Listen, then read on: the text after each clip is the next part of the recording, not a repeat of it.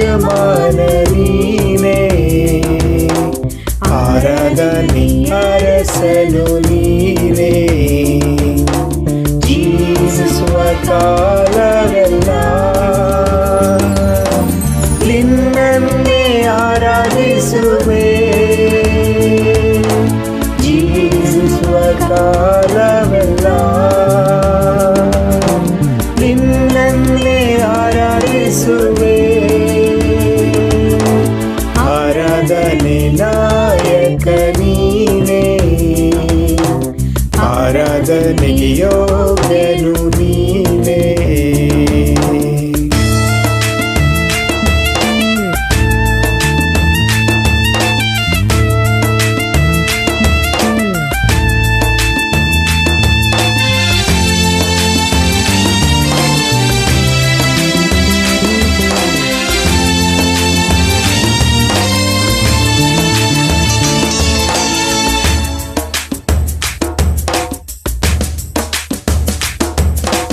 ಪರಿಶುದ್ಧ ದೇವರು ನೀನೇ, ಪರಿಶುದ್ಧ ಆರಾಧನೆ. ಪರಲೋಕದ ತಂದೆ ನೀನೇ, ಮಹಿಮೆಯ ಆರಾಧನೆ. ಮೊಣಕಾಲೂರಿ ಕೈಗಳನ್ನೆತ್ತಿ ನಿನ್ನನ್ನೇ ಆರಾಧಿಸುವೆ.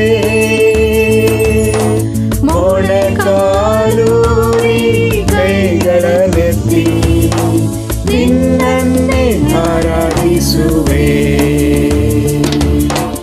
ಆರಾಧನೆಗೆ ನಾಯಕ ನೀನೇ, ಆರಾಧನೆಗೆ ಯೋಗ್ಯನು ನೀನೇ.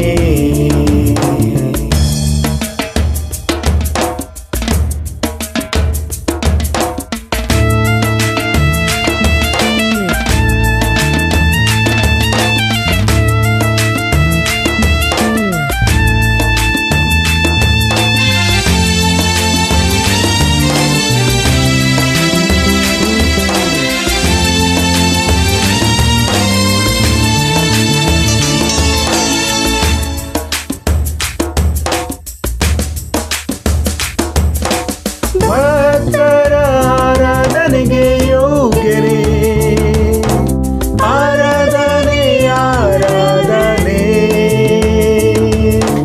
ದೂತರು ಆರಾಧಿಸುವ ಕರ್ತನೇ, ಆರಾಧನೆ ಆರಾಧನೆ. ಧ್ವಜಪ್ರಾಯನೇ ನೀನು ನನ್ನ ಇನಿಯನೇ, ನಿನ್ನನ್ನೇ ಆರಾಧಿಸುವೆ. ಧ್ವಜಪ್ರಾಯನೇ ನೀನು ನನ್ನ ಇನಿಯನೇ, ನಿನ್ನನ್ನೇ ಆರಾಧಿಸುವೆ. ಆರಾಧನೆ ನಾಯಕ ನೀನೇ, ಆರಾಧನೆಗೆ ಯೋಗ್ಯನು ನೀನೇ. ಆರಾಧನೆಗೆ ಯಜಮಾನ ನೀನೇ, ಆರಾಧನೆ ಅರಸನು ನೀನೇ.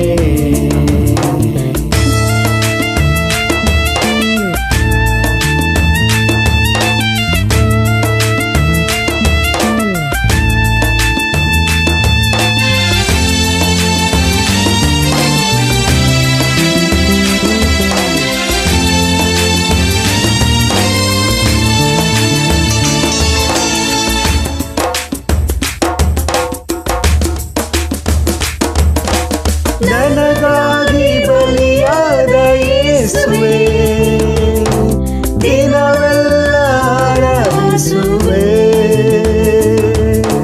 ಬೇಗನೆ ಬರಲಿರುವ ಯೇಸುವೆ, ಹರ್ಷದಿ ಆರಾಧಿಸುವೆ. ಅಭಿಷೇಕದಾತ್ಮನೇ ಆತ್ಮ ಪ್ರಿಯನೇ, ನಿನ್ನನ್ನೇ ಆರಾಧಿಸುವೆ. ಅಭಿಷೇಕದಾತ್ಮನೇ ಆತ್ಮ ಪ್ರಿಯನೇ, ನಿನ್ನನ್ನೇ ಆರಾಧಿಸುವೆ.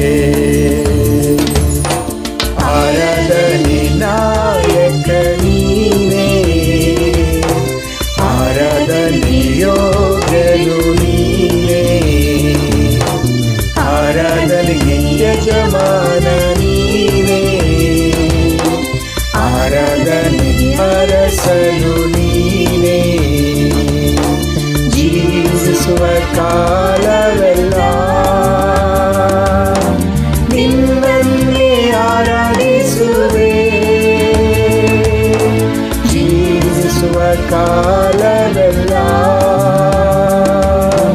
ನಿನ್ನನ್ನೇ ಆರಾಧಿಸುವೆ.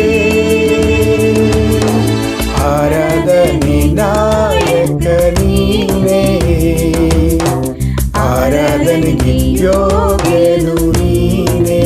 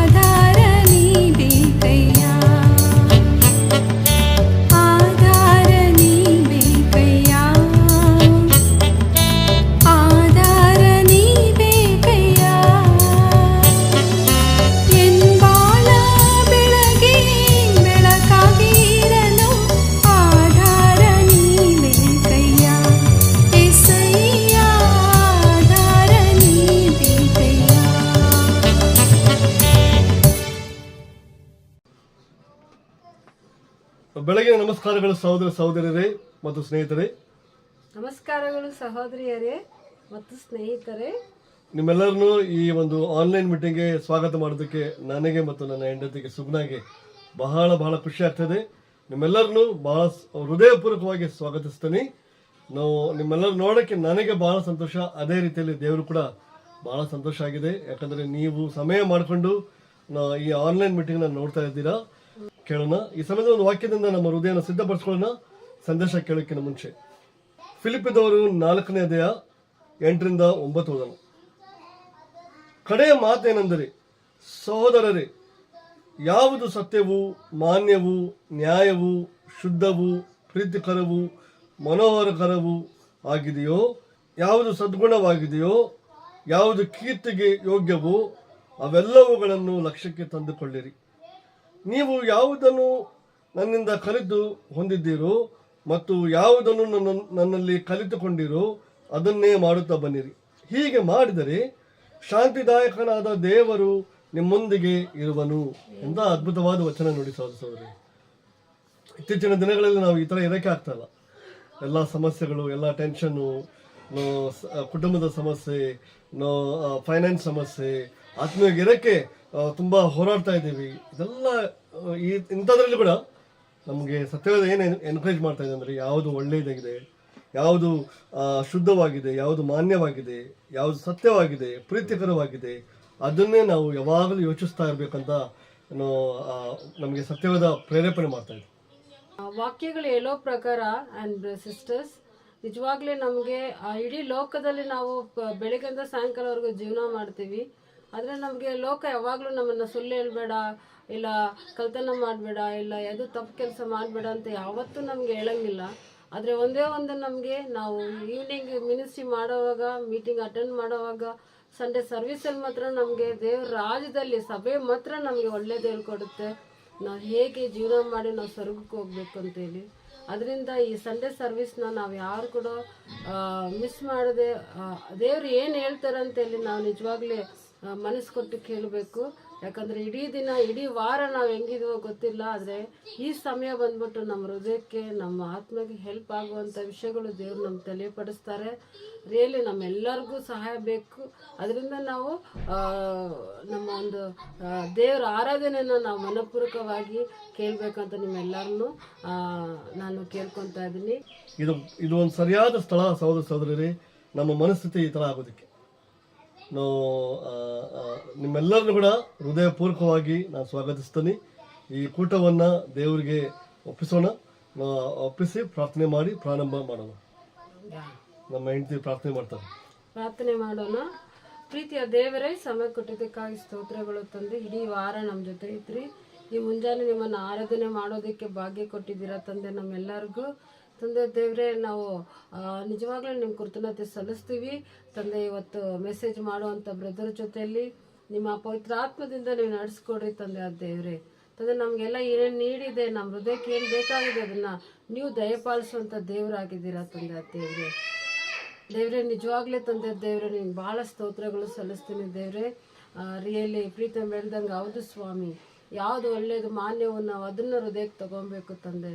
ತಂದೆ ದೇವರೇ, ಇಡೀ ದಿನ ನಾವು ಲೋಕದಲ್ಲಿ ಇರ್ತೇವೆ, ಆದರೆ ಒಂದೇ ಒಂದು ತಾಸು, ನಾವು 2 ತಾಸು ನಿಮ್ಮ ಸಭೆಗೆ ಬರುವಾಗ ಮಾತ್ರ ಒಳ್ಳೇದು ಕಲಿತೀವಿ. ಈ ಲೋಕ ಯಾವಾಗಲೂ ನಮಗೆ ಏನು ತಪ್ಪು ಮಾಡ್ಬೇಕಂತಾನೆ ಕಲಿಸ್ಕೊಡುತ್ತೆ ತಪ್ಪ.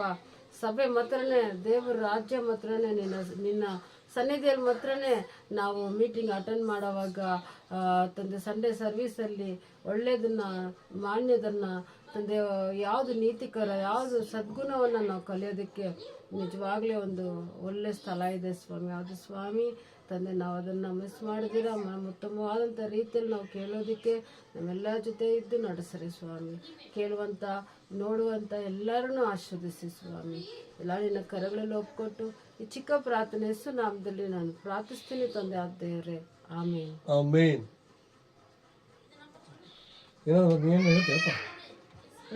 ಹೇಳ್ಬೇಕು ಅನಿಸ್ತ. ಅದೇ ಇವಾಗ ಒಳ್ಳೇದು ಮಾನ್ಯವು ಎಲ್ಲಿ ನಮ್ಗೆ ಸಿಗುತ್ತೆ? ದೇವ್ರ ರಾಜ್ಯದಲ್ಲಿ ಮಾತ್ರ ಸಿಗುತ್ತೆ.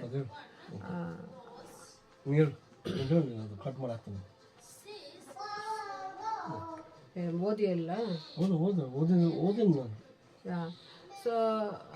ವಾಕ್ಯಗಳು ಸ್ಟಾರ್ಟ್ ಮಾಡಿ. ವಾಕ್ಯಗಳು ಹೇಳೋ ಪ್ರಕಾರ ಬ್ರದರ್ಸ್ ಅಂಡ್ ಸಿಸ್ಟರ್ಸ್ ನಿಜವಾಗ್ಲೂ ಸಿಸ್ಟರ್ಸ್ ಅಂಡ್ ಫ್ರೆಂಡ್ಸ್ ನಿಜವಾಗ್ಲೂ ವಾಕ್ಯಗಳು ಹೇಳೋ ಪ್ರಕಾರ ಮತ್ತೊಂದು ಸ್ಟಾರ್ಟ್ ಮಾಡಿ. ಓಕೆ.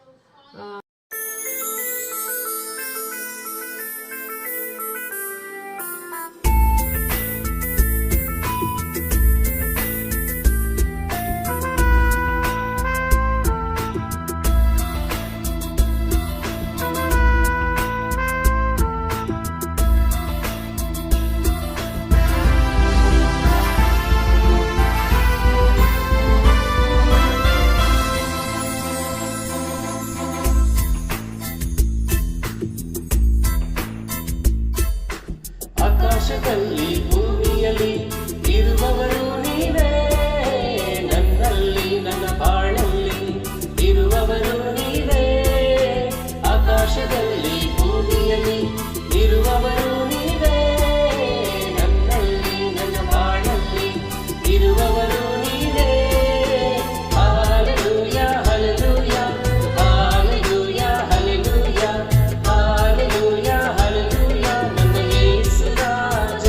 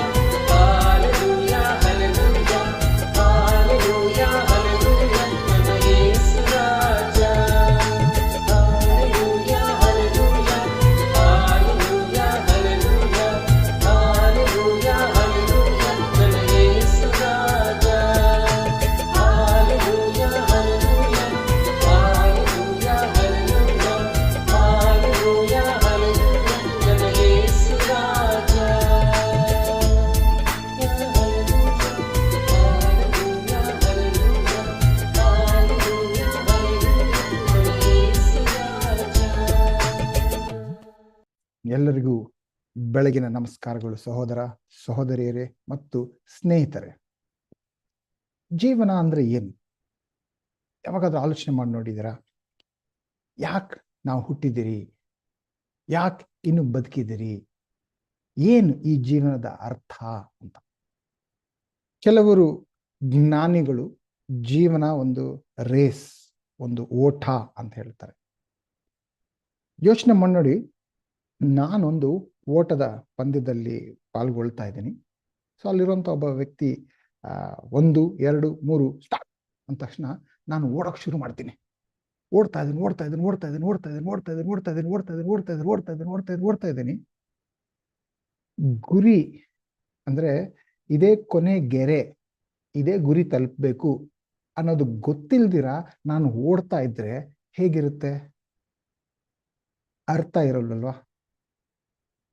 ಸೊ ನಮ್ಮ ಒಂದು ಓಟದಲ್ಲಿ ಇದೇ ಕೊನೆಗೆರೆ, ಇದೇ ಗುರಿ ಅಂತ ಆ ರೀತಿಲಿ ಒಂದು ಗುರಿ ಇಟ್ಕೊಂಡು ನಾವು ಓಡ್ತೀರಿ. ಅದೇ ರೀತಿಲಿ ಜೀವನದಲ್ಲಿ ಯಾಕೆ ಜೀವನ ಮಾಡ್ತಾ ಇದ್ದೀರಿ? ನಾನು ಯಾಕೆ ಜೀವಂತವಾಗಿದ್ದೀನಿ? ಏನ್ ಕಾರಣ ಅಂತ ಗೊತ್ತಿಲ್ದಿರ ಜೀವನ ಮಾಡ್ತಾ ಇದ್ರೆ ಅರ್ಥವಿಲ್ಲದ ಜೀವನ. ಈ ಜೀವನದಲ್ಲಿ ದೇವರು ನನ್ನ ಸೃಷ್ಟಿ ಮಾಡಿದ್ದಾರೆ. ನಾನು ಪರಲೋಕಕ್ಕೆ ಹೋಗ್ತಾ ಇದ್ದೀನಿ. ಪರಲೋಕಕ್ಕೆ ಹೋಗೋ ತನಕ ನಾನು ಏನ್ ಮಾಡಬೇಕು? ಈ ವಿಷಯಗಳನ್ನ ತಿಳ್ಕೊಂಡು ಸತ್ಯವೇದ ವಚನಗಳ ಅಧ್ಯಯನದಿಂದ, ಪವಿತ್ರಾತ್ಮ ಮಾರ್ಗದರ್ಶನದಿಂದ ನನ್ನಿಂದ ದೇವರು ಏನು ಅಪೇಕ್ಷಿಸ್ತಾ ಇದ್ದಾರೆ, ಪ್ರತ್ಯೇಕವಾಗಿ ಏನು ಅಪೇಕ್ಷಿಸ್ತಾ ಇದ್ದಾರೆ ಅಂತ ಹೇಳಿ ಅರ್ಥ ಮಾಡ್ಕೊಂಡು ತಿಳ್ಕೊಂಡು ಅದ್ರ ಪ್ರಕಾರ ಜೀವನ ಮಾಡ್ಕೊಂಡು ಹೋಗ್ತಾ ಇದ್ದಂದ್ರೆ ಆ ಜೀವನದ ಓಟದಲ್ಲಿ ಅರ್ಥ ಇರುತ್ತೆ. ಸೊ ಆ ರೀತಿಲಿ ತಿಳ್ಕೊಂಡು ಈ ಮಾರ್ಗದಲ್ಲಿ ನಾನು ಹೋಗ್ಬೇಕು ಅಂತಂದ್ರೆ, ಇವಾಗ ಒಂದು ಓಟದ ಪಂದ್ಯದಲ್ಲಿ ನಾನು ಹೋಗ್ಬೇಕು, ನಾನು ಗೆಲ್ಲಬೇಕು ಅಂತಂದ್ರೆ ನನಗೆ ನಾನೇ ತರಬೇತಿ ತಗೋಬೇಕಾಗುತ್ತೆ. ಎಷ್ಟು ದೂರ ಓಡಬೇಕು, ಎಷ್ಟು ವೇಗವಾಗಿ ಹೋಗ್ಬೇಕು, ನನ್ನ ದೇಹ ಅದ್ರ ಪ್ರಕಾರ ಒಂದು ಅಧ್ಯಯನ ಮಾಡಿ ತರಬೇತಿ ತಗೊಂಡು ಸಿದ್ಧಪಡಿಸ್ಕೋಬೇಕಾಗುತ್ತೆ. ಸೊ ಆ ರೀತಿಲಿ ಸಿದ್ಧಪಡಿಸ್ಕೋಬೇಕಂತಂದ್ರೆ ಒಂದು ಶಿಸ್ತು ಬೇಕಾಗಿರುತ್ತೆ. ಶಿಸ್ತಿಲ್ದ್ರೆ ಪರವಾಗಿಲ್ಲ, ಯಾವಾಗ ಬೇಕಾದ್ರೂ ಪ್ರಾಕ್ಟೀಸ್ ಮಾಡೋಣ, ಯಾವಾಗ ಬೇಕಾದ್ರೂ ಎದೋಳೋಣ, ಯಾವಾಗ ಬೇಕಾದ್ರೂ ಮಲ್ಗೊಳ್ಳೋಣ, ಯಾವಾಗ. ಹಾಗಿದ್ರೆ ನಾವು ಆ ಓಟದಲ್ಲಿ ಭಾಗವಹಿಸೋಕೆ ಸಾಧ್ಯ ಆಗಲ್ಲ, ಭಾಗವಹಿಸಿದ್ರು ಗೆಲ್ಲಕ್ಕಾಗಲ್ಲ. ಒಂದು ಶಿಸ್ತು ಬೇಕಾಗುತ್ತೆ. ಸೊ ಅದೇ ರೀತಿಯಲ್ಲಿ ಆಧ್ಯಾತ್ಮಿಕ ಜೀವನದಲ್ಲೂ ಕೂಡ ಶಿಸ್ತು ಬಹಳ ಬಹಳ ಮುಖ್ಯ. ಸೊ ಈ ದಿನ ನಾವು ಆಧ್ಯಾತ್ಮಿಕ ಜೀವನ ಅಂದ್ರೆ ನಮ್ಮ ಕ್ರೈಸ್ತರ ಜೀವನ, ಈ ಜೀವನದಲ್ಲಿ ಶಿಸ್ತು ಅನ್ನೋದು ಎಷ್ಟು ಮುಖ್ಯ, ಹಂಗಂದ್ರೆ ಏನು, ಯಾಕೆ ಬೇಕಾಗಿದೆ, ಹೇಗೆ ಈ ಶಿಸ್ತನ್ನು ತಗೊಂಡು ಬರೋದು ಅನ್ನೋಂಥ ಕೆಲವು ವಿಷಯಗಳನ್ನ ನಾವು ಅಧ್ಯಯನ ಮಾಡಿ, ದೇವರ ವಚನಗಳಿಂದ ಅಧ್ಯಯನ ಮಾಡಿ ಆಳವಾಗಿ ಅರ್ಥ ಮಾಡ್ಕೊಳ್ಳೋಣ. ಸೊ ದೇವರ ಹತ್ರ ಪ್ರಾರ್ಥಿಸೋಣ. ದೇವರೇ, ಬಹಳ ಸಾರಿ ನಾವು ಆ ಅರ್ಥ ಇಲ್ದಿರ ಏನೋ ಒಂದು ಹುಟ್ಬಿಟ್ಟಿದ್ರಿ, ಜೀವನ ಮಾಡ್ಬೇಕಲ್ಲ ಅಂತ ಹೇಳಿ ಓಡ್ತಾ ಇರ್ತೀರಿ ಸ್ವಾಮಿ. ದಿಕ್ಕು ಗೊತ್ತಿಲ್ದಿರ, ನಾನು ಹೋಗ್ತಾ ಇರೋಂಥ ದಾರಿ ಸರಿ ಇದೆಯೋ ಇಲ್ವೋ ಆ ರೀತಿ ಅನ್ಕೊಂಡಿದ್ದ ನಮ್ಮ ಅನಿಸಿಕೆ ಪ್ರಕಾರ ನಂಗೆ ಹಿಂಗೆ ಅನಿಸ್ತಾ ಇದೆ, ಇವತ್ತು ಈ ಕಡೆ ಹೋಗ್ತೀನಿ, ನಾನು ಬೇರೆ ಕಡೆ ಇನ್ನೊಂದ್ ದಿವಸ ಇನ್ನೊಂದ್ ತರ ಅನ್ಸುತ್ತೆ, ಆ ರೀತಿಲಿ ಹೋಗ್ಬಿಡ್ತೀನಿ. ಆ ರೀತಿಲಿ ದಿಕ್ಕು ದೆಸೆ ಇಲ್ದಿರ ನಾವು ಓಡ್ತಾ ಇರ್ತೀರಿ ಸ್ವಾಮಿ. ನಮ್ಮ ಆ ಮೂರ್ಖತನದ ಜೀವನಕ್ಕೆ ಕ್ಷಮಿಸ್ಬಿಡಿ ಸ್ವಾಮಿ. ನಾವು ಪ್ರತ್ಯೇಕವಾದಂತ ಒಂದು ಕಾರ್ಯ ಮಾಡಬೇಕು ಅಂತಾನೆ ನಮ್ಮನ್ನ ಸೃಷ್ಟಿ ಮಾಡಿದಿರಿ, ನಮ್ಮನ್ನ ಇನ್ನೂ ಜೀವಂತವಾಗಿಟ್ಟಿದ್ರಿ ಸ್ವಾಮಿ. ಯಾರಿಗೆಲ್ಲ ಇನ್ನೂ ಆ ಪ್ರತ್ಯೇಕವಾದಂತ ಕಾರ್ಯ ಏನು ಅಂತ ಗೊತ್ತಾಗಿಲ್ವೋ ದಯವಿಟ್ಟು ತಿಳಿಸ್ಕೊಡಿ ಸ್ವಾಮಿ. ನನ್ನಿಂದ ನೀವು ಏನ್ ಅಪೇಕ್ಷಿಸ್ತಾ ಇದ್ದೀರಾ ಅಂತ ತಿಳಿಸ್ಕೊಡಿ ಸ್ವಾಮಿ. ಯಾರಿಗೆಲ್ಲ ಈ ಕಾರ್ಯ ಏನು ಅಂತ ಗೊತ್ತಿದೆಯೋ ಅಂಥವ್ರಿಗೆಲ್ಲ ಆ ಕಾರ್ಯದ ಪ್ರಕಾರ ನಡಿಬೇಕು, ಆ ಗುರಿ ದಟ್ಟ ನಡಿಬೇಕು ಅನ್ನೋ ರೀತಿಲಿ ಶಿಸ್ತಿನಿಂದ ತರಬೇತಿ ಕೊಟ್ಟು ನಮ್ಮನ್ನ ಬೆಳೆಸಿ ಸಿದ್ಧಪಡಿಸಿ ಸ್ವಾಮಿ. ಯಾಕಂದ್ರೆ ನಿಮ್ಮ ಇಚ್ಛೆ ಪ್ರಕಾರ ನಡೆಯೋದೇ ನಮ್ಮ ಆಸೆ ಸ್ವಾಮಿ. ನಿಜವಾಗ್ಲು ಬಹಳ ಸರಿ ನನ್ನ ಸ್ವಂತ ಆಸೆಗಳ ಪ್ರಕಾರ ಹೋಗ್ಬಿಡ್ತೀನಿ. ಆ ರೀತಿಲಿ ಹೋದ್ರೆ ಸಂತೋಷ, ನೆಮ್ಮದಿ, ಅರ್ಥ ಇಲ್ಲ ಸ್ವಾಮಿ. ನೀವು ಪವಿತ್ರಾತ್ಮರೇ, ನಿಮ್ಮ ಮಾರ್ಗದರ್ಶನದಲ್ಲಿ ಹೋದಾಗ ಮಾತ್ರ ನಿಜವಾದ ಅರ್ಥ ಇರುತ್ತೆ ಸ್ವಾಮಿ. ನಿಜವಾದ ತೃಪ್ತಿ, ನಿಜವಾದ ಸಂತೋಷ, ಶಾಂತಿ, ನೆಮ್ಮದಿ ಇರುತ್ತೆ ಸ್ವಾಮಿ. ಅದಕ್ಕೋಸ್ಕರ ಈ ದಿನದ ಪಾಠದಿಂದ ನಮ್ಮ ಪ್ರತಿಯೊಬ್ಬರ ಈ ಜೀವನ ಅನ್ನೋ ಒಂದು ಓಟ ಇದೆಯಲ್ವಾ, ಈ ಓಟದಲ್ಲಿ ಪ್ರತಿಯೊಬ್ಬರು ಯಾವ ರೀತಿಯಲ್ಲಿ ಭಾಗವಹಿಸಬೇಕು, ಯಾವ ರೀತಿಯಲ್ಲಿ ಸಿದ್ಧತೆ ಪಡಿಸ್ಕೋಬೇಕು ಅಂತ ಪವಿತ್ರಾತ್ಮರೇ ನೀವೇ ಶಿಸ್ತಿನಿಂದ ನಮಗೆ ತರಬೇಕಿ ನೀಡಬೇಕು ಅಂತ ಕೇಳ್ಕೊಂತ ಇದ್ದೀನಿ. ನಾನು ಏನೇ ಮಾತಾಡೋದ್ರದ್ದು ಬರೀ ನನ್ನ ಜ್ಞಾನ ಅಲ್ದಿರ ಪವಿತ್ರಾತ್ಮರೇ ನೀವು ನನ್ನ ಮೂಲಕ ಮಾತಾಡಬೇಕು ಅಂತ ಬೇಡ್ಕೊಂಡು ಈ ಪ್ರಾರ್ಥನೆಯನ್ನ ಎಲ್ಲರೂ ನಿಮ್ಗೆ ಒಪ್ಪಿಸುತ್ತಾ ಯೇಸುವಿನ ನಾಮದಲ್ಲಿ ಕೇಳ್ಕೊಂತ ಇದ್ದೀನಿ. ಆಮೇನ್. ಈ ಆಧ್ಯಾತ್ಮಿಕ ಶಿಸ್ತು ಇಲ್ಲ ಅಂದ್ರೆ ಏನಾಗಬಹುದು ಅಂತ ಒಬ್ಬ ವ್ಯಕ್ತಿ ವಿಲಿಯಂ ಬೂತ್ ಅಂತ ಹೇಳಿ ಅವರು ಈ ರೀತಿಯಲ್ಲಿ ಹೇಳಿದ್ದಾರೆ. ಮುಂಬರುವ ದಿನಗಳಲ್ಲಿ ಅಪಾಯ ಅಪಾಯ ಅಂದ್ರೆ ಏನು? ಮುಂಬರುವ ಶತಮಾನವನ್ನು ಎದುರಿಸುವ ಮುಖ್ಯ ಅಪಾಯವೆಂದರೆ ಪವಿತ್ರಾತ್ಮವಿಲ್ಲದ ಕ್ರೈಸ್ತರ ಜೀವನ. ಅವ್ರು ಹೇಳ್ತಾ ಇರೋದು ಅಂದ್ರೆ ಮುಂದೆ ಬರುವಂತ ಶತಮಾನಗಳು ಎದುರಿಸುವ ಮುಖ್ಯ ಅಪಾಯ ಏನು ಅಂತ ಹೇಳ್ತಿದ್ದಾರೆ. ಒಂದು, ಪವಿತ್ರಾತ್ಮವಿಲ್ಲದ ಕ್ರೈಸ್ತ ಜೀವನ. ನಮ್ದು ಆ ರೀತಿಲಿ ಆಗ್ಬಿಟ್ಟಿದ್ಯಾ?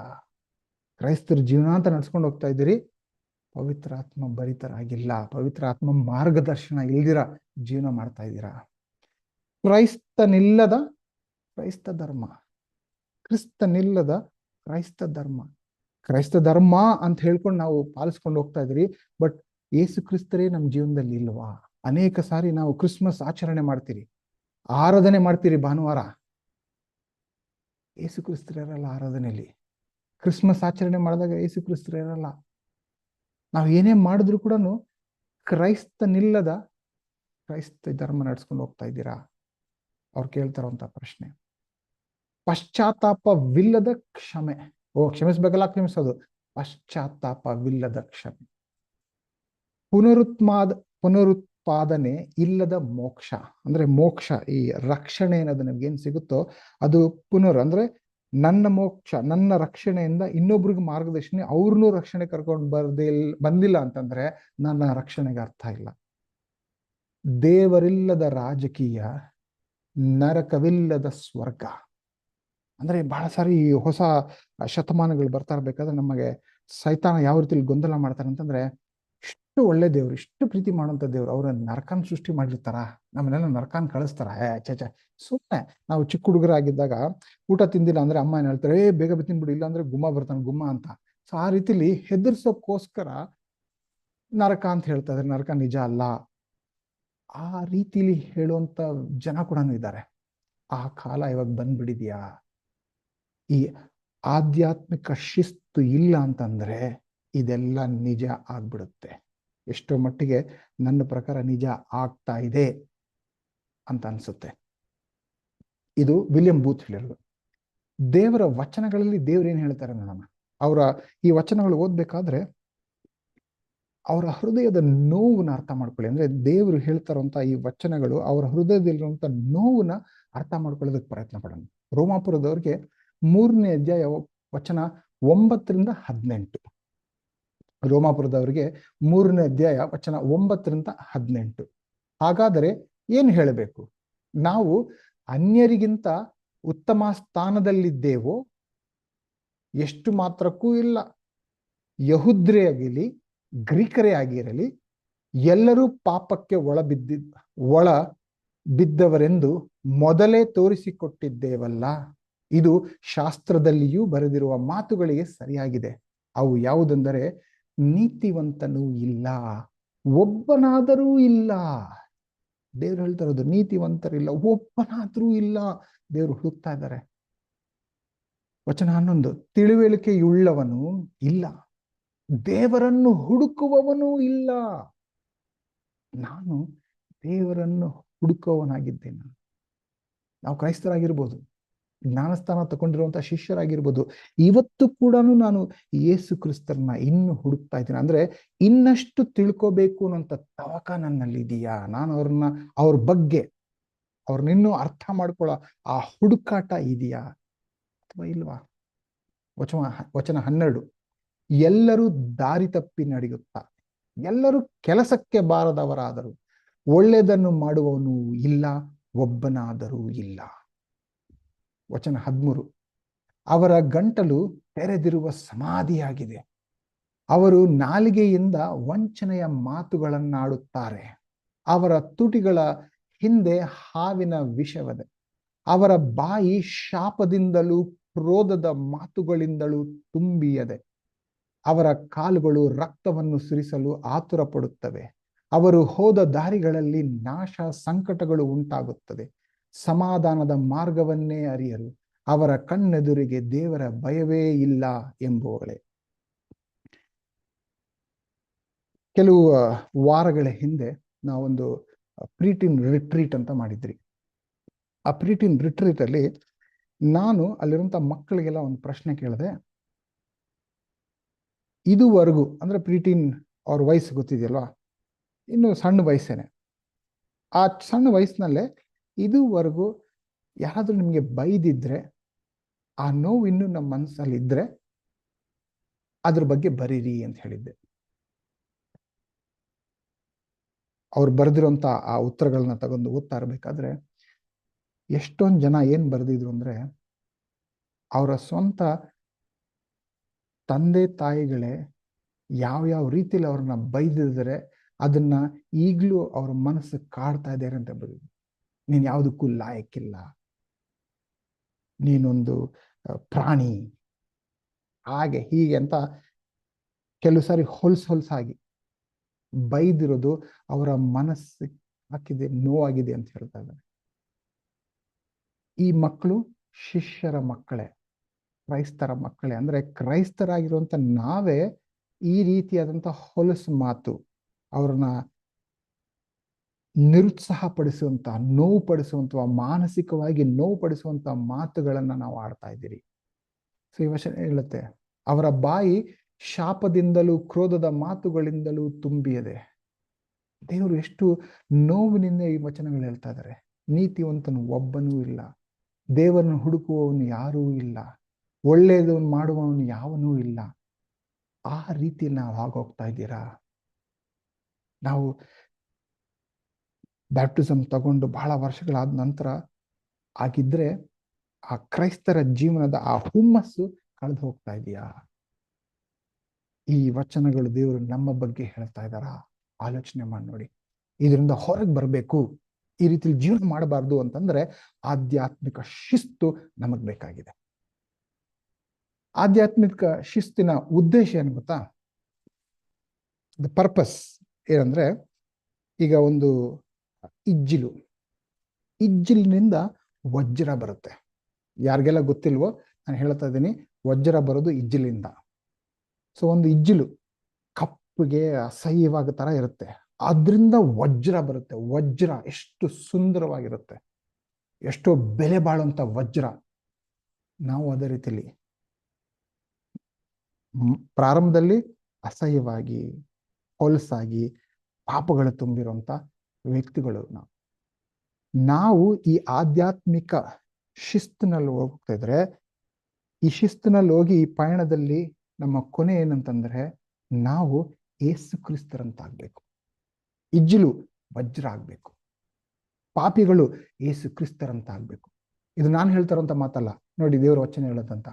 ರೋಮಾಪುರದವ್ರಿಗೆ 8ನೇ ಅಧ್ಯಾಯ ವಚನ 29. ಯಾಕೆಂದರೆ ದೇವರು ತನ್ನ ಮಗನಿಗೆ ಅನೇಕ ಮಂದಿ ಸಹೋದರರಿದ್ದು ಅವರಲ್ಲಿ ಆತನೇ ಹಿರಿಯನಾಗಿರಬೇಕೆಂದು ಉದ್ದೇಶಿಸಿ ತಾನು ಯಾರನ್ನು ತನ್ನವರೆಂದು ಮೊದಲು ತಿಳಿದುಕೊಂಡನೋ ಅವರನ್ನು ತನ್ನ ಮಗನ ಸಾರೂಪ್ಯವುಳ್ಳವರಾಗುವುದಕ್ಕೆ ಮೊದಲೇ ನೇಮಿಸಿದನು. ಅವರು ಅಂದ್ರೆ ನಾವು ತನ್ನ ಮಗನ ಅಂದ್ರೆ ಯೇಸು ಕ್ರಿಸ್ತರ ಸಾರೂಪ್ಯವುಳ್ಳವರಾಗಿ, ಅಂದ್ರೆ ಅವರ ಸ್ವರೂಪದಲ್ಲಿ, ಅವರ ಗುಣಗಳು ಅವರಂತೆ ನಾವು ಬದಲಾವಣೆ ಆಗ್ಬೇಕು, ಪರಿವರ್ತನೆ ಆಗ್ಬೇಕು. ಈ ಆಧ್ಯಾತ್ಮಿಕ ಶಿಸ್ತಿನ ಉದ್ದೇಶ ಅದೇ. ನಾವು ಇಜ್ಜಿಲು ವಜ್ರ ಆಗ್ಬೇಕು. ಈಗಿರುವಂತ ಅಸಹ್ಯತರ ಬದಲಾವಣೆಗೆ ಪರಿವರ್ತನೆ ಆಗ್ತಾ ಆಗ್ತಾ ಆಗ್ತಾ ಆಗ್ತಾ ಆಗ್ತಾ ಯೇಸು ಕ್ರಿಸ್ತರ ಸ್ವರೂಪವುಳ್ಳವರಾಗಬೇಕು. ಅದೇ ಉದ್ದೇಶ. ಇದು ಒಂದು ಕಡೆ ಮಾತ್ರ ಅಲ್ಲ. ಮೊದಲನೇ ಯೋಹಾನ 3ನೇ ಅಧ್ಯಾಯ ವಚನ 2-3 ಹೀಗಳುತ್ತೆ, ಪ್ರಿಯರೇ, ಈಗ ದೇವರ ಮಕ್ಕಳಾಗಿದ್ದೇವೆ, ಮುಂದೆ ನಾವು ಏನಾಗುವವೋ ಅದು ಇನ್ನೂ ಪ್ರತ್ಯಕ್ಷವಾಗಿರಲಿಲ್ಲ. ಕ್ರಿಸ್ತನು ಪ್ರತ್ಯಕ್ಷನಾಗುವಾಗ ನಾವು ಆತನ ಹಾಗಿರುವವೆಂದು ಬಲ್ಲೆವು. ಅದೇ ಗೋಲ್, ಅದೇ ಉದ್ದೇಶ. ನಾವು ಆತನ ಹಾಗೆ ಆಗಿರುವೆವು. ಯಾಕೆಂದರೆ ಆತನಿರುವ ಪ್ರಕಾರವೇ ಆತನನ್ನು ನೋಡುವೆವು. ಆತನ ಮೇಲೆ ಈ ನಿರೀಕ್ಷೆಯನ್ನು ಇಟ್ಟಿರುವ ಪ್ರತಿಯೊಬ್ಬನು ಕ್ರಿಸ್ತನು ಶುದ್ಧನಾಗಿರುವಂತೆಯೇ ತನ್ನನ್ನು ಶುದ್ಧ ಮಾಡಿಕೊಳ್ಳುತ್ತಾನೆ. ಪಾಪ ಎಲ್ಲ ಹೊರಟುಬಿಡುತ್ತೆ. ಪಾಪ ಎಲ್ಲ ಹೋದ್ಮೇಲೆ ನಮ್ಮ ಗುಣಗಳು, ನಾವು ಯೇಸು ಕ್ರಿಸ್ತರ ಪ್ರತಿರೂಪ, ನಾವೆಲ್ಲರೂ ವಜ್ರ ಆಗ್ತೀರಿ. ಸೊ ಅದಕ್ಕೆ ಈ ಆಧ್ಯಾತ್ಮಿಕ ಶಿಸ್ತು ಬೇಕಾಗಿದೆ. ಆಧ್ಯಾತ್ಮಿಕ ಶಿಸ್ತಿನ ಉದ್ದೇಶ ಅದೇ. ಸೊ ಈ ವಜ್ರ ಆಗ್ಬೇಕು, ಆಧ್ಯಾತ್ಮಿಕ ಶಿಸ್ತು ನಮ್ಮಲ್ಲಿ ಬರಬೇಕು ಅಂತಂದ್ರೆ ಏನ್ ಅವಶ್ಯಕತೆ, ಇದಕ್ಕೇನ್ ಬೇಕಾಗಿದೆ ಅಂತ ಹೇಳಿದ್ರೆ ವಚನ ಕೀರ್ತನೆಗಳು 42ನೇ ಅಧ್ಯಾಯ ವಚನ 1-2. ಕೀರ್ತನೆಗಳು 42ನೇ ಅಧ್ಯಾಯ ವಚನ 1-2. ದೇವರೇ, ಬಾಯಾರಿದ ಜಿಂಕೆಯು ನೀರಿನ ತೊರೆಗಳನ್ನು ಹೇಗೋ ಹಾಗೆಯೇ ನನ್ನ ಮನವು ನಿನ್ನನ್ನು ಬಯಸುತ್ತದೆ. ನನ್ನ ಮನಸ್ಸು ದೇವರಿಗಾಗಿ, ಚೈತನ್ಯ ಸ್ವರೂಪನಾದ ದೇವರಿಗಾಗಿ ಹಾರೈಸುತ್ತದೆ. ನಾನು ಯಾವಾಗ ಹೋಗಿ ದೇವರ ಸನ್ನಿಧಿಯಲ್ಲಿ ಸೇರುವೆನೋ. ಒಂದು ಜಿಂಕೆ ನೀರಿನ ತೊರೆ, ಜಿಂಕೆಗೆ ನೀರು ಸಿಕ್ಕಿಲ್ಲ ಅಂತಂದ್ರೆ ಬಹಳ ಒದ್ದಾಡುತ್ತೆ. ಸೊ ಆ ರೀತಿಲಿ ಕೆಲವು ಹೊತ್ತಾದ ನಂತರ ಇನ್ನೂ ನೀರು ಸಿಕ್ಕಿಲ್ಲ ಅಂತಂದ್ರೆ ಆ ಜಿಂಕೆ ಸತ್ತೇ ಹೋಗ್ಬಿಡುತ್ತೆ. ಅದಕ್ಕೋಸ್ಕರ ಜೀವಂತವಾಗಿರ್ಬೇಕು ಅಂದ್ರೆ ನೀರು ಬೇಕು. ಆ ನೀರು ಸಿಗ್ತಾ ಇಲ್ಲ ಅಂದಾಗ ಅದು ತೊರೆಯುತ್ತಲ್ಲ. ಆ ರೀತಿಯಲ್ಲಿ ನನ್ನ ಮನವು ನಿನ್ನನ್ನು ಬಯಸಬೇಕು. ಆಗ ನಿಜವಾಗ್ಲೂ ಆಧ್ಯಾತ್ಮಿಕ ಶಿಸ್ತು ನಮ್ಮ ಜೀವನದಲ್ಲಿ ಬರುತ್ತೆ. ಸೊ ನಾವು ಆಲೋಚನೆ ಮಾಡಬೇಕಾಗಿರೋ ವಿಷಯ, ನಾವು ಪ್ರಶ್ನೆ ಕೇಳ್ಕೊಬೇಕಾಗಿರೋ ವಿಷಯ ಅಂದ್ರೆ ನನ್ನ ಮನವು, ಇಲ್ಲಿ ಕೀರ್ತನೆಗಾರನ ಏನ್ ಹೇಳ್ತಾ ಇದ್ದಾನೋ ಆ ರೀತಿಯಲ್ಲಿ ನನ್ನ ಮನವು ದೇವರನ್ನು ಬಯಸ್ತಾ ಇದೆಯಾ? ಯಾವ ರೀತಿಯಲ್ಲಿ? ಒಂದು ಜಿಂಕೆ ನೀರಿಗಾಗಿ ಅಂತ ತುರಿಯುತ್ತಲ್ಲ, ಆ ರೀತಿಯಲ್ಲಿ ನನ್ನ ಮನ ಅವ್ರಿಗೋಸ್ಕರ ಬಯಸ್ತಾ ಇದೆಯಾ? ಬಯಸಬೇಕು. ದೇವರೇ ನೀನು ನನಗೆ ಬೇಕು, ಆ ರೀತಿಲಿ ತೊರೆಯಬೇಕು. ಆಗ ಈ ಆಧ್ಯಾತ್ಮಿಕ ಶಿಸ್ತು ನಮ್ಮ ಜೀವನದಲ್ಲಿ ಬರುತ್ತೆ. ಏನೆಲ್ಲ ಪರವಾಗಿ ಕ್ಯಾಶುವಲ್ ಆಗಿ ಆರಾಮಾಗಿ ಹೋಗೋಣ, ಕ್ರೈಸ್ತರ ಜೀವನ ಸಿಂಪಲ್ ಹಂಗೆ ಹೆಂಗೆ ಮಾಡ್ಕೊಂಡು ಹೋಗ್ತಾ ಇದ್ರೆ, ಇಲ್ಲಿ ಸ್ವಲ್ಪ ಅಲ್ಲಿ ಸ್ವಲ್ಪ ಇಲ್ಲಿ ಸ್ವಲ್ಪ ಮಾಡ್ಕೊಂಡು ಹೋಗ್ತಾ ಇದ್ರೆ ಸಾಧ್ಯ ಅಂದ್ಕೊಂಡ್ರೆ ನಾವೇ ದೇವರಿಂದ ದೂರ ಹೋಗ್ಬಿಡ್ತೀವಿ. ಯಾವ ರೀತಿಯಲ್ಲಿ ಒಂದು ಓಟದ ಪಂದ್ಯದಲ್ಲಿ ನಾವು ತರಬೇತಿ ತಗೊಂಡು ಟ್ರೈನಿಂಗ್ ತಗೊಂಡು ನಾವು ಇನ್ನೂ ಅದ್ಭುತವಾಗಿ ನಾನು ಆಟ ಆಡಬೇಕು, ಗೆಲ್ಲಬೇಕು ಅಂತ ತರಬೇತಿ ತಗೊಂತಿರಲ್ಲ, ಅದೇ ರೀತಿಯಾದಂತಹ ಮೈಂಡ್ಸೆಟ್ ಆತ್ಮಿಕ ಜೀವನದಲ್ಲಿ ಕೂಡ ಬರಬೇಕು. ನನ್ನ ಮನವು ದೇವರಿಗೋಸ್ಕರ ಬಯಸಬೇಕು. ಆ ಬಯಕೆ, ದಾಹ, ಹಸಿವು ದೇವರಿಗೋಸ್ಕರ ಈ ನನ್ನ ಮನಸ್ಸು, ನನ್ನ ಮನ ಅಂತ ಈ ಕೀರ್ತನೆಗಾರ ಹೇಳ್ತಾ ಇದ್ದಾರೆ. ನಮ್ಮ ಮನಸ್ಸು ಕೂಡ ಅದೇ ರೀತಿಲಿ ಆಗ್ಬೇಕು. ಇದಕ್ಕೋಸ್ಕರ ದೇವ್ರು ಏನ್ ಮಾಡ್ತಾರೆ ಗೊತ್ತಾ? ನಮ್ಮ ಸ್ವಂತ ಶಕ್ತಿಯಿಂದ ಸಾಧ್ಯ ಇಲ್ಲ, ನಿಮ್ಮಿಂದ ಸಾಧ್ಯ ಇಲ್ಲ, ನೀವು ಮನುಷ್ಯರು, ಬಲಹೀನತೆ ಹೊಂದಿರೋರು. ಸೊ ನಾನು ಮಾಡ್ತೀನಿ, ಸಹಾಯ ಮಾಡ್ತೀನಿ. ನಿಮ್ಗೆ ಸಹಾಯಕತೆ ಇದೆ, ದೇವರಿಂದ ಸಹಾಯ ನಾವು ಪಡಿತಾ ಇದ್ದೀರಿ. ಹೇಗೆ ಗೊತ್ತು ನನಗೆ? 2ನೇ ತಿಮೋಥೆಯವರಿಗೆ 1ನೇ ಅಧ್ಯಾಯ 7ನೇ ವಚನ. ದೇವರು ನಮಗೆ ಕೊಟ್ಟಿರುವ ಆತ್ಮವು ಬಲ, ಪ್ರೀತಿ, ಶಿಕ್ಷಣಗಳ ಆತ್ಮವೇ ಹೊರತು ಹೇಡಿತನದ ಆತ್ಮ ಅಲ್ಲ. ಅಂದ್ರೆ ಈ ಶಿಕ್ಷಣ, ಈ ತರಬೇತಿ, ಶಿಸ್ತಿನ ಆತ್ಮನೇ ದೇವ್ರು ನಮ್ಗೆ ಕೊಟ್ಟಿರೋದು. ಸೊ ನಾವು ಎಲ್ಲಿವರೆಗೂ ಈ ಆತ್ಮನ ಮೇಲೆ, ಅಂದ್ರೆ ಪವಿತ್ರ ಆತ್ಮನ ಮೇಲೆ ಆಧಾರಿತವಾಗಿರ್ತಿರೋ ಆ ಶಿಸ್ತು ತಾನಾಗಿ ಬರುತ್ತೆ. ಆ ಶಿಕ್ಷಣೆ ಪವಿತ್ರ ಆತ್ಮರಿಂದ ಬರುತ್ತೆ. ಅಂತಹ ಆತ್ಮನೇ ದೇವ್ರು ನಮಗೆ ಕೊಟ್ಟಿರೋದು. ಸೊ ಯಾವುದೇ ವಿಷಯದಲ್ಲಾಗಿರ್ಲಿ, ಹಣಕಾಸಿನ ವಿಷಯದಲ್ಲಿರ್ಬೋದು, ನಂಬಿಕೆ ವಿಷಯದಲ್ಲಿ ಆಗಿರ್ಬೋದು, ಅಥವಾ ಸಂಬಂಧಗಳ ವಿಷಯದಲ್ಲಾಗಿರ್ಬೋದು, ಅಥವಾ ಕೆಲಸ ಆಗಿರ್ಬೋದು, ಗಂಡ ಹೆಂಡತಿ, ಪೋಷಕರಾಗಿರೋದು, ಮಕ್ಕಳು, ಯಾವುದೇ ವಿಷಯವಾಗಿರ್ಬೋದು, ಒಂದೊಂದರಲ್ಲೂ ಕೂಡ ಶಿಸ್ತು ಪವಿತ್ರಾತ್ಮರ ಮೂಲಕ ಬರುತ್ತೆ. ಯಾಕಂದ್ರೆ ನಮಗೆ ಕೊಟ್ಟಿರುವಂತ ಆತ್ಮ ಶಿಸ್ತಿನ ಆತ್ಮ, ಶಿಕ್ಷಣವುಳ್ಳ ಆತ್ಮ. ದೇವರು ನಮಗೆ ಸಹಾಯಕವಾಗಿ ನಮ್ಮೊಳಗೆ ಬಂದು ನೆಲೆಸಿದ್ದಾರೆ ಅಂತ 2ನೇ ತಿಮೋಥೆ 1ನೇ ಅಧ್ಯಾಯ 7ನೇ ವಚನ ಹೇಳ್ತದೆ. 2ನೇ ಪೇತ್ರ 1ನೇ ಅಧ್ಯಾಯ 3ನೇ ವಚನ ಹೇಳ್ತದೆ, ನಮ್ಮನ್ನು ತನ್ನ ಪ್ರಭಾವದಿಂದಲೂ ಗುಣಾತಿಶಯದಿಂದಲೂ ಕರೆದ ದೇವರ ವಿಷಯವಾಗಿ ಯೇಸುವಿನ ದಿವ್ಯ ಶಕ್ತಿಯು ನಮಗೆ ಪರಿಜ್ಞಾನವನ್ನು ಕೊಟ್ಟದ್ದರಲ್ಲಿ ಜೀವಕ್ಕೂ ಭಕ್ತಿಗೂ ಬೇಕಾಗಿದ್ದೆಲ್ಲವೂ ದೊರೆಯುತ್ತೆಂದು ಬಲ್ಲವಷ್ಟೇ. ಅಂದ್ರೆ ಈ ವಚನ ಹೇಳ್ತದೆ, ಯೇಸುವಿನ ದಿವ್ಯ ಶಕ್ತಿ ದೇವರು ನಮಗೆ ಕೊಟ್ಟಿದ್ದಾರೆ. ಅಂದ್ರೆ ಈ ಶಿಸ್ತಿನ ಜೀವನ, ಕ್ರೈಸ್ತರ ಜೀವನ ಅದ್ಭುತವಾಗಿ ನಡೆಸೋದಕ್ಕೆ, ಅಂದ್ರೆ ಅವರಿಗೆ ಪ್ರಿಯರಾಗಿ ನಡೆಸುವಂತೆ, ಅವರ ಹೆಸರಿಗೆ ಘನತೆ ಪಡಿಸೋ ರೀತಿಲಿ, ಅವರಿಗೆ ಮೆಚ್ಚುಗೆ ಆಗೋ ರೀತಿಲಿ ಯಾವ ರೀತಿಲಿ ನಡ್ಕೊಂಡು ಬರಬೇಕೋ, ಆ ಭಕ್ತಿಗೆ ಏನೆಲ್ಲ ಬೇಕಾಗಿದೆಯೋ ಅದನ್ನೆಲ್ಲ ಯೇಸುವಿನ ದಿವ್ಯ ಶಕ್ತಿ ನಮ್ಗಳಿಗೆ ಈಗಾಗಲೇ ಕೊಟ್ಟಿದ್ದಾರೆ. ಅಂದ್ರೆ ನಾವು ಏನ್ ಬಯಸ್ತಾ ಇದೀವಿ, ಕ್ರೈಸ್ತರ ಜೀವನ ಹೆಂಗಿರ್ಬೇಕು, ಆತ್ಮಿಕ ಜೀವನ ಹೆಂಗಿರ್ಬೇಕು ಅಂತ ಅನ್ಕೊಂತಿದ್ದಾರೋ ಅದಕ್ಕೆ ಏನ್ ಬೇಕಾಗಿದೆಯೋ ಅದು ಆಲ್ರೆಡಿ ದಿವ್ಯ ಶಕ್ತಿ ನಮ್ಗೆ ಕೊಟ್ಟಿದ್ದಾರೆ ಅಂತ ಈ ವಚನ ಹೇಳ್ತಾ ಇದೆ. ಆ ಶಕ್ತಿನ ನಾವು ಉಪಯೋಗಿಸ್ಕೋಬೇಕು ಅಷ್ಟೇ. 1 ತಿಮೋಥಿ 4ನೇ ಅಧ್ಯಾಯ ವಚನ 7-8 ಏನ್ ಹೇಳುತ್ತೆ? ಅಜ್ಜಿ ಕತೆಗಳಂತಿರುವ ಕೇವಲ ಪ್ರಾಪಂಚಿಕವಾದ ಕತೆಗಳನ್ನು ತಳ್ಳಿಬಿಟ್ಟು ನೀನು ದೇವಭಕ್ತಿಯ ವಿಷಯದಲ್ಲಿ ಸಾಧನೆ ಮಾಡಿಕೊ. ದೇಹ ಸಾಧನೆ ಸ್ವಲ್ಪ ಮಟ್ಟಿಗೆ ಪ್ರಯೋಜನವಾಗಿದೆ, ಭಕ್ತಿಯಾದರೂ ಎಲ್ಲಾ ವಿಧದಲ್ಲಿಯೂ ಪ್ರಯೋಜನವಾದದ್ದು. ಅದಕ್ಕೆ ಇಹ ಪರಗಳಲ್ಲಿಯೂ ಜೀವ ವಾಗ್ದಾನ ಉಂಟು. ಏನ್ ಹೇಳ್ತದೆ ಇಲ್ಲಿ? ನಾವು ಈ ಜೀವನದಲ್ಲಿ ದೊಡ್ಡ ಡಿಗ್ರಿ ಮಾಡ್ಬಿಟ್ರಿ, ಜ್ಞಾನ ಬೆಳೆಸ್ಕೊಂಡ್ಬಿಟ್ರಿ, ಒಳ್ಳೆ ಉದ್ಯೋಗ ಸಂಪಾದನೆ ಮಾಡ್ಬಿಟ್ರಿ, ಒಳ್ಳೆ ಕಾಸು ಸಂಪಾದನೆ ಮಾಡ್ಬಿಟ್ರಿ, ಒಂದು ಗುಣಮಟ್ಟವಂತ ಜೀವನ ನಡೆಸ್ತಾ ಇದ್ದೀರಿ ಅಂತಂದ್ರೆ ವೆರಿ ಗುಡ್. ಆ ರೀತಿಲಿ ಮಾಡ್ಬೇಕು ಅಂತ ಬೈಬಲಲ್ಲಿ ಅನೇಕ ಕಡೆ ಹೇಳ್ಕೊಡ್ತಾ ಇರ್ತಾರೆ. ದೇವ್ರು ಅದೇ ನಮ್ಮಿಂದ ಅಪೇಕ್ಷೆ ಪಡ್ತಾರೆ, ಆಶೀರ್ವಾದ ಮಾಡ್ತಾರೆ. ಅದು ಒಂದ್ ಕಡೆ ಇದ್ರೆ ಅದು ಮಾತ್ರ ಅಲ್ಲ, ದೇವ ಭಕ್ತಿಯ ವಿಷಯದಲ್ಲಿ ಕೂಡ ನಾವು ಸಾಧನೆ ಮಾಡ್ಕೋಬೇಕು. ದೇವ ಭಕ್ತಿಯಲ್ಲಿ ನಾವು ಬೆಳೀತಾ ಇರಬೇಕು. ಆ ರೀತಿಲಿ ಬೆಳೀತಾ ಇದ್ರೆ ಏನಾಗುತ್ತೆ? ಇಹ ಪರಲೋಕಗಳಲ್ಲಿಯೂ ಕೂಡ ಜೀವ ವಾಗ್ದಾನ ಉಂಟು. ಅಂದ್ರೆ ನಾವು ಇಲ್ಲಿ ಏನು ಶಿಸ್ತಿನಿಂದ ನಡ್ಕೊಂಡು ಹೋಗ್ತಾ ಇದ್ದೀರೋ, ಬರೀ ಈ ಒಂದು ದೇಹದಲ್ಲಿ ಇರ್ಬೇಕಾದ್ರೆ ಮಾತ್ರ ಅಲ್ಲ, ಸ್ವರ್ಗದಲ್ಲಿ ಹೋದಾಗ್ಲೂ ಕೂಡ ಇದು ಉಪಯೋಗ ಆಗುತ್ತೆ ನಮ್ಗೆ.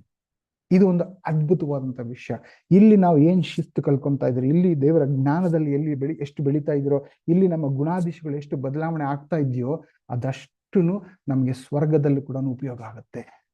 ಸೊ ಇದು ಬರೀ ಈ ಲೋಕದಲ್ಲ, ಇಹ ಪರಗಳಲ್ಲಿಯೂ ಕೂಡ, ಪರಲೋಕದಲ್ಲಿಯೂ ಕೂಡ ನಮಗೆ ಈ ಶಿಸ್ತು ಬಹಳಷ್ಟು ಆಶೀರ್ವಾದ ತಗೊಂಡು ಬರುತ್ತೆ. ಆ ರೀತಿಯಾದಂಥ ಸಹಾಯಕತೆ ದೇವರಿಂದ ನಮಗೆ ಸಿಗ್ತಾ ಇದೆ. ಸೊ ಈ ಒಂದು ಕ್ರೈಸ್ತರ ಜೀವನದಲ್ಲಿ, ದೇವ ಭಕ್ತಿಯಲ್ಲಿ, ಆಧ್ಯಾತ್ಮಿಕ ಜೀವನದಲ್ಲಿ ಶಿಸ್ತು ಎಷ್ಟು ಮುಖ್ಯ, ಅದ್ರ ಉದ್ದೇಶ ಏನು, ಯಾವ ರೀತಿಯಲ್ಲಿ ಸಹಾಯ ಸಿಗ್ತಾ ಇದೆ, ಇದೆಲ್ಲ ನಾವು ಅರ್ಥ ಮಾಡ್ಕೊಂಡ್ರಿ.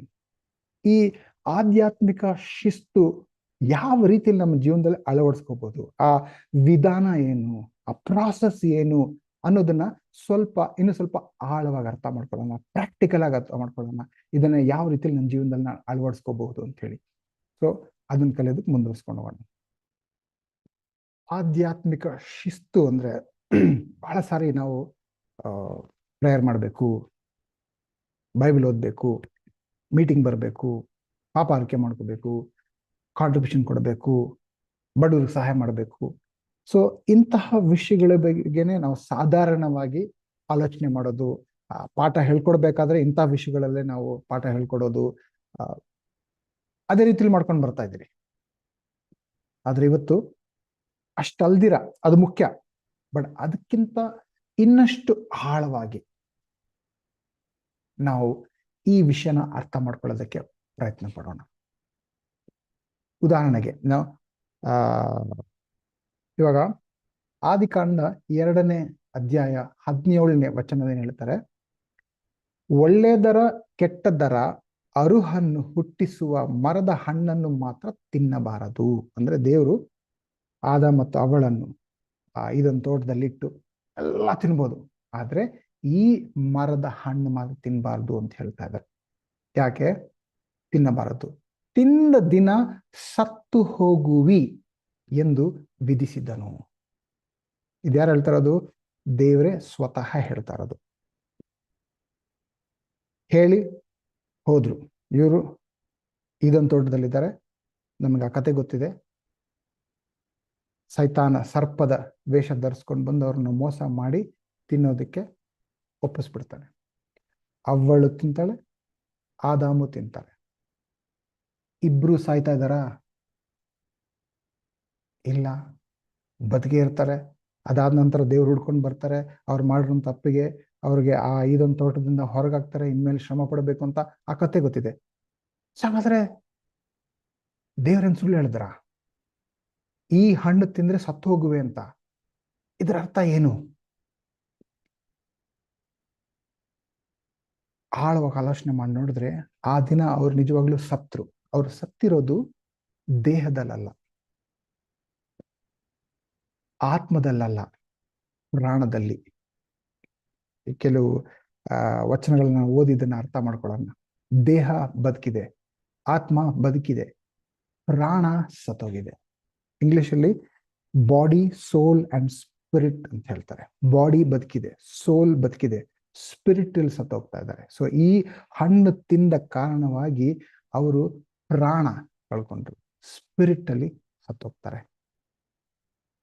ಯೋಹಾನ 3ನೇ ಅಧ್ಯಾಯ 6ನೇ ವಚನ ಹೇಳ್ತಾರೆ, ದೇಹದಿಂದ ಹುಟ್ಟಿದ್ದು ದೇಹವೇ, ಆತ್ಮನಿಂದ ಹುಟ್ಟಿದ್ದು ಆತ್ಮವೇ.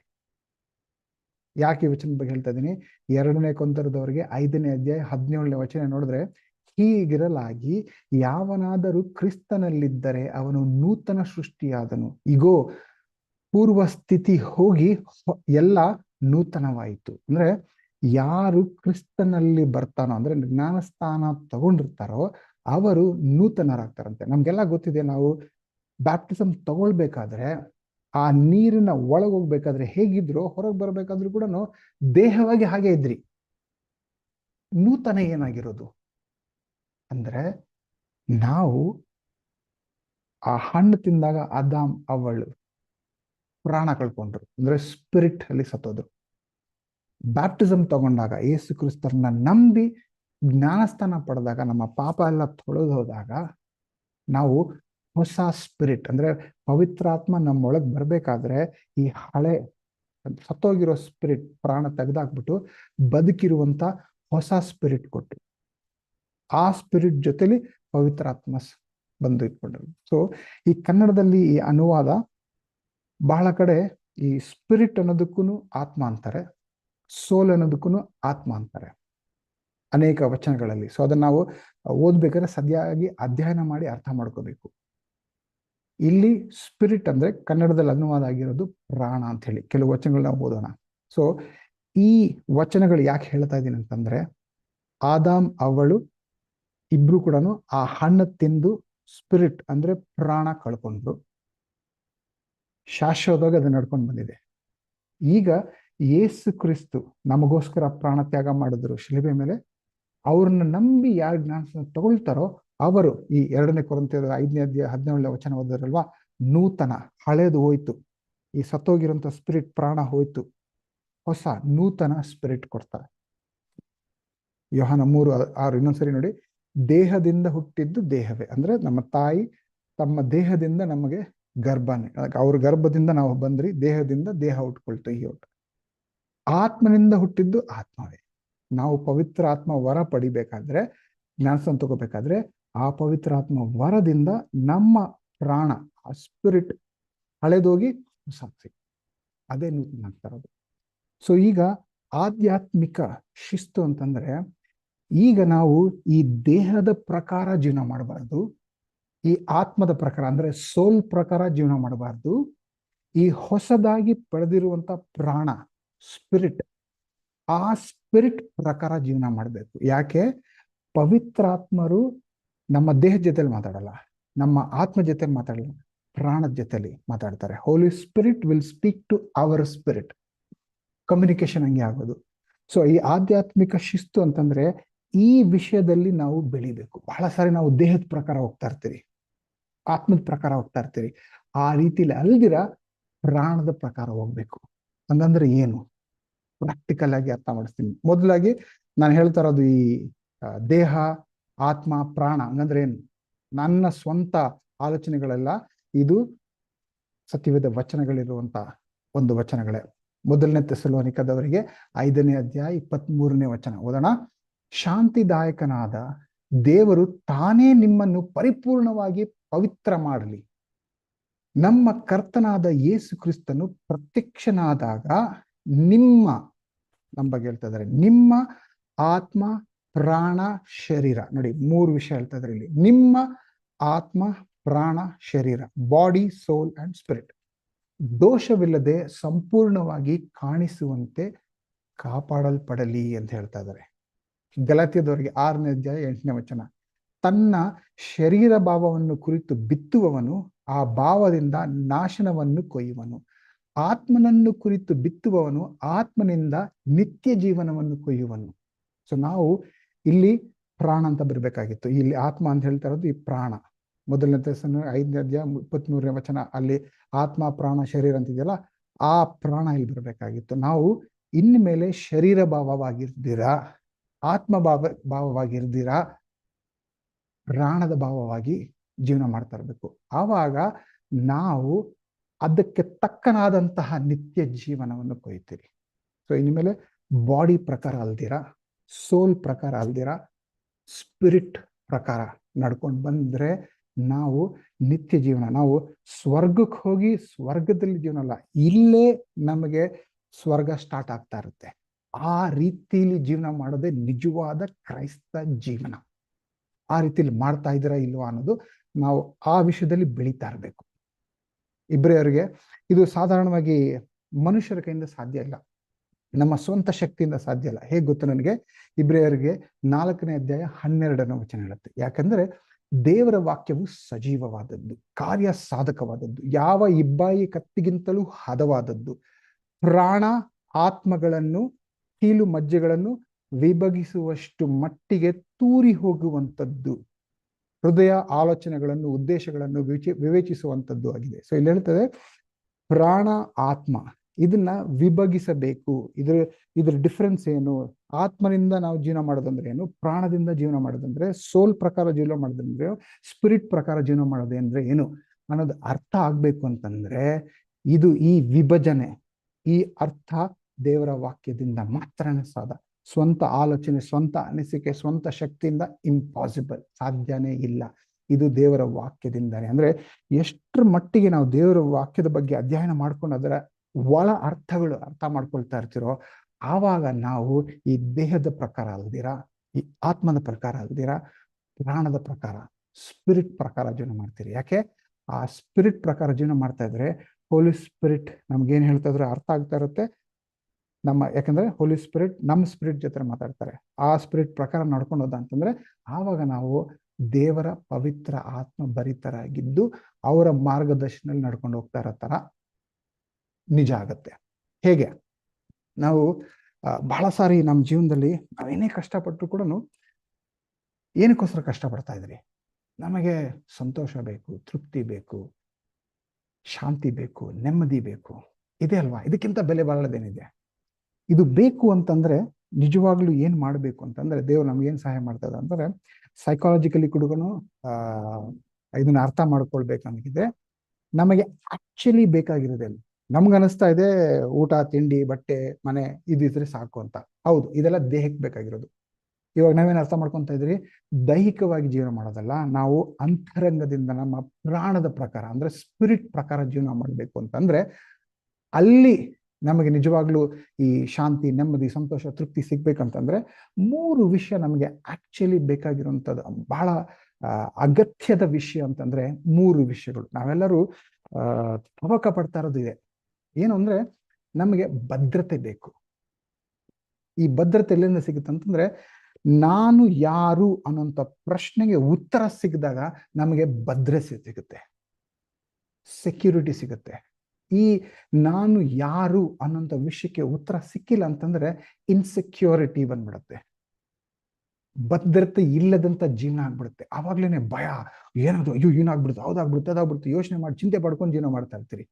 ನಾನು ಯಾರು ಅಂತ ಅರ್ಥ ಮಾಡ್ಕೋಬೇಕು. ಸೊ ಬಹಳ ಸಾರಿ ನಾವೇನ್ ಮಾಡ್ತೀವಿ, ನಾನು ಯಾರು ಅಂತ ಅರ್ಥ ಮಾಡ್ಕೊಳ್ಬೇಕಾದ್ರೆ ನಾವು ಯಾವುದ್ರ ಬಗ್ಗೆ ಪ್ರಯತ್ನ ಪಡ್ತೀವಿ ಅಂದ್ರೆ ಎಲ್ಲರನ್ನು ಮೆಚ್ಚಿಸಲು ಪ್ರಯತ್ನ ಪಡ್ತೀರಿ. ಯಾವಾಗ್ಲೂ ಸರಿಯಾದ ಕೆಲಸನೇ ಮಾಡಬೇಕು. ಏನೇ ಮಾಡಿದ್ರು ಕೂಡ ಸರಿಯಾದ ಕೆಲಸ ಕರೆಕ್ಟಾಗಿ ಮಾಡ್ಬೇಕು, ಕರೆಕ್ಟಾಗಿ ಮಾಡ್ಬೇಕು ಅನ್ನೋದಕ್ಕೆ ಪ್ರಯತ್ನ ಪಡ್ತಾ ಇರ್ತೀವಿ.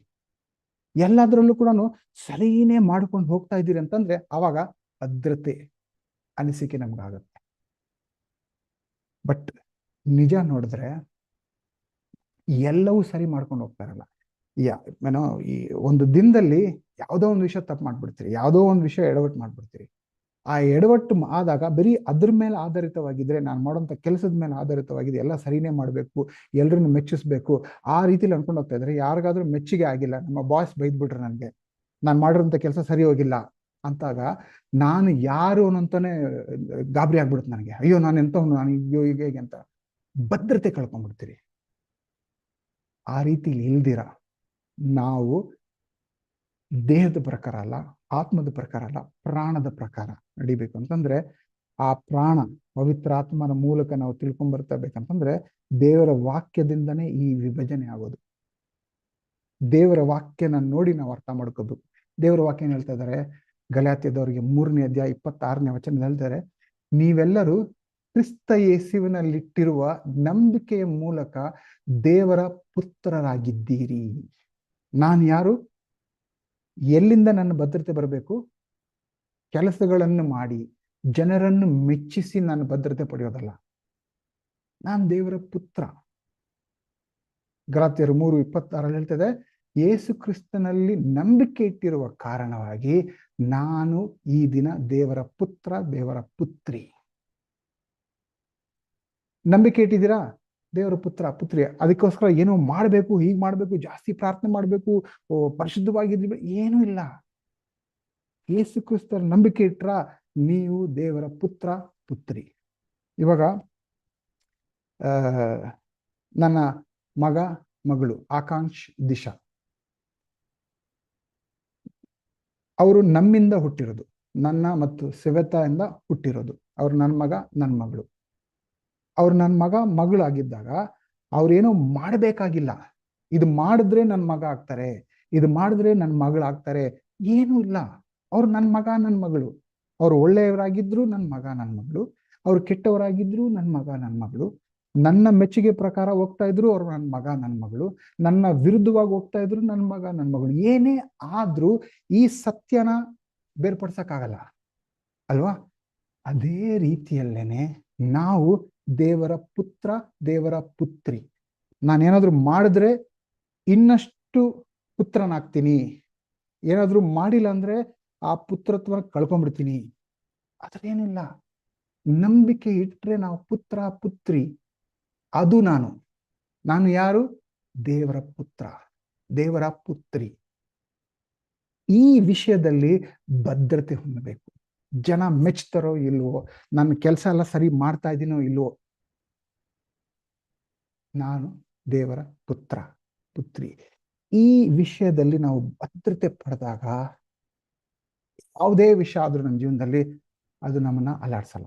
ನಾವು ಸ್ಥಿರವಾಗಿ ನಿಂತ್ಕೊಳ್ಳೋಕೆ ಸಾಧ್ಯ. ಯಾಕಂದ್ರೆ ಭದ್ರತೆಯಿಂದ ಜೀವನ ಮಾಡ್ತಾ ಇರ್ತೀರಿ.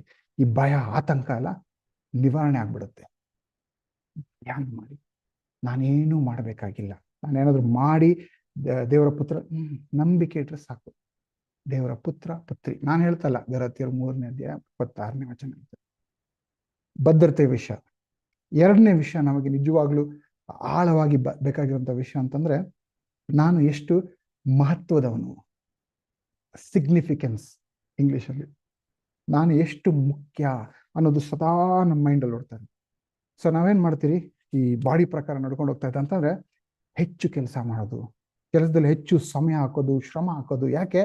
ನನ್ನ ಮುಖ್ಯತೆ, ನನ್ನ ಮಹತ್ವತೆ ಅದರಲ್ಲೇ ಕಂಡುಕೊಳ್ತಾ ಇದ್ದೀನಿ.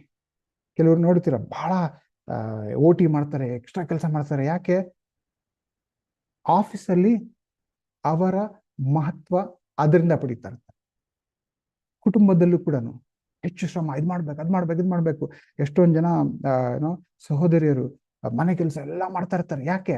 ಅದ್ರಲ್ಲೇ ಅವ್ರ ಮಹತ್ವತೆ. ಅದ್ರಲ್ಲೇ ತಪ್ಪಾಗ್ಬಿಟ್ರೆ ಅಯ್ಯೋ ಅಯ್ಯೋ ನಾನು ಮುಖ್ಯ ಅಲ್ಲ, ನಾನು ಮಹತ್ವ ಇಲ್ಲ ನಂದು ಅನ್ನೋ ರೀತಿಯಲ್ಲಿ ಆತಂಕ ಕಾಡುತ್ತೆ ಅವ್ರಿಗೆ.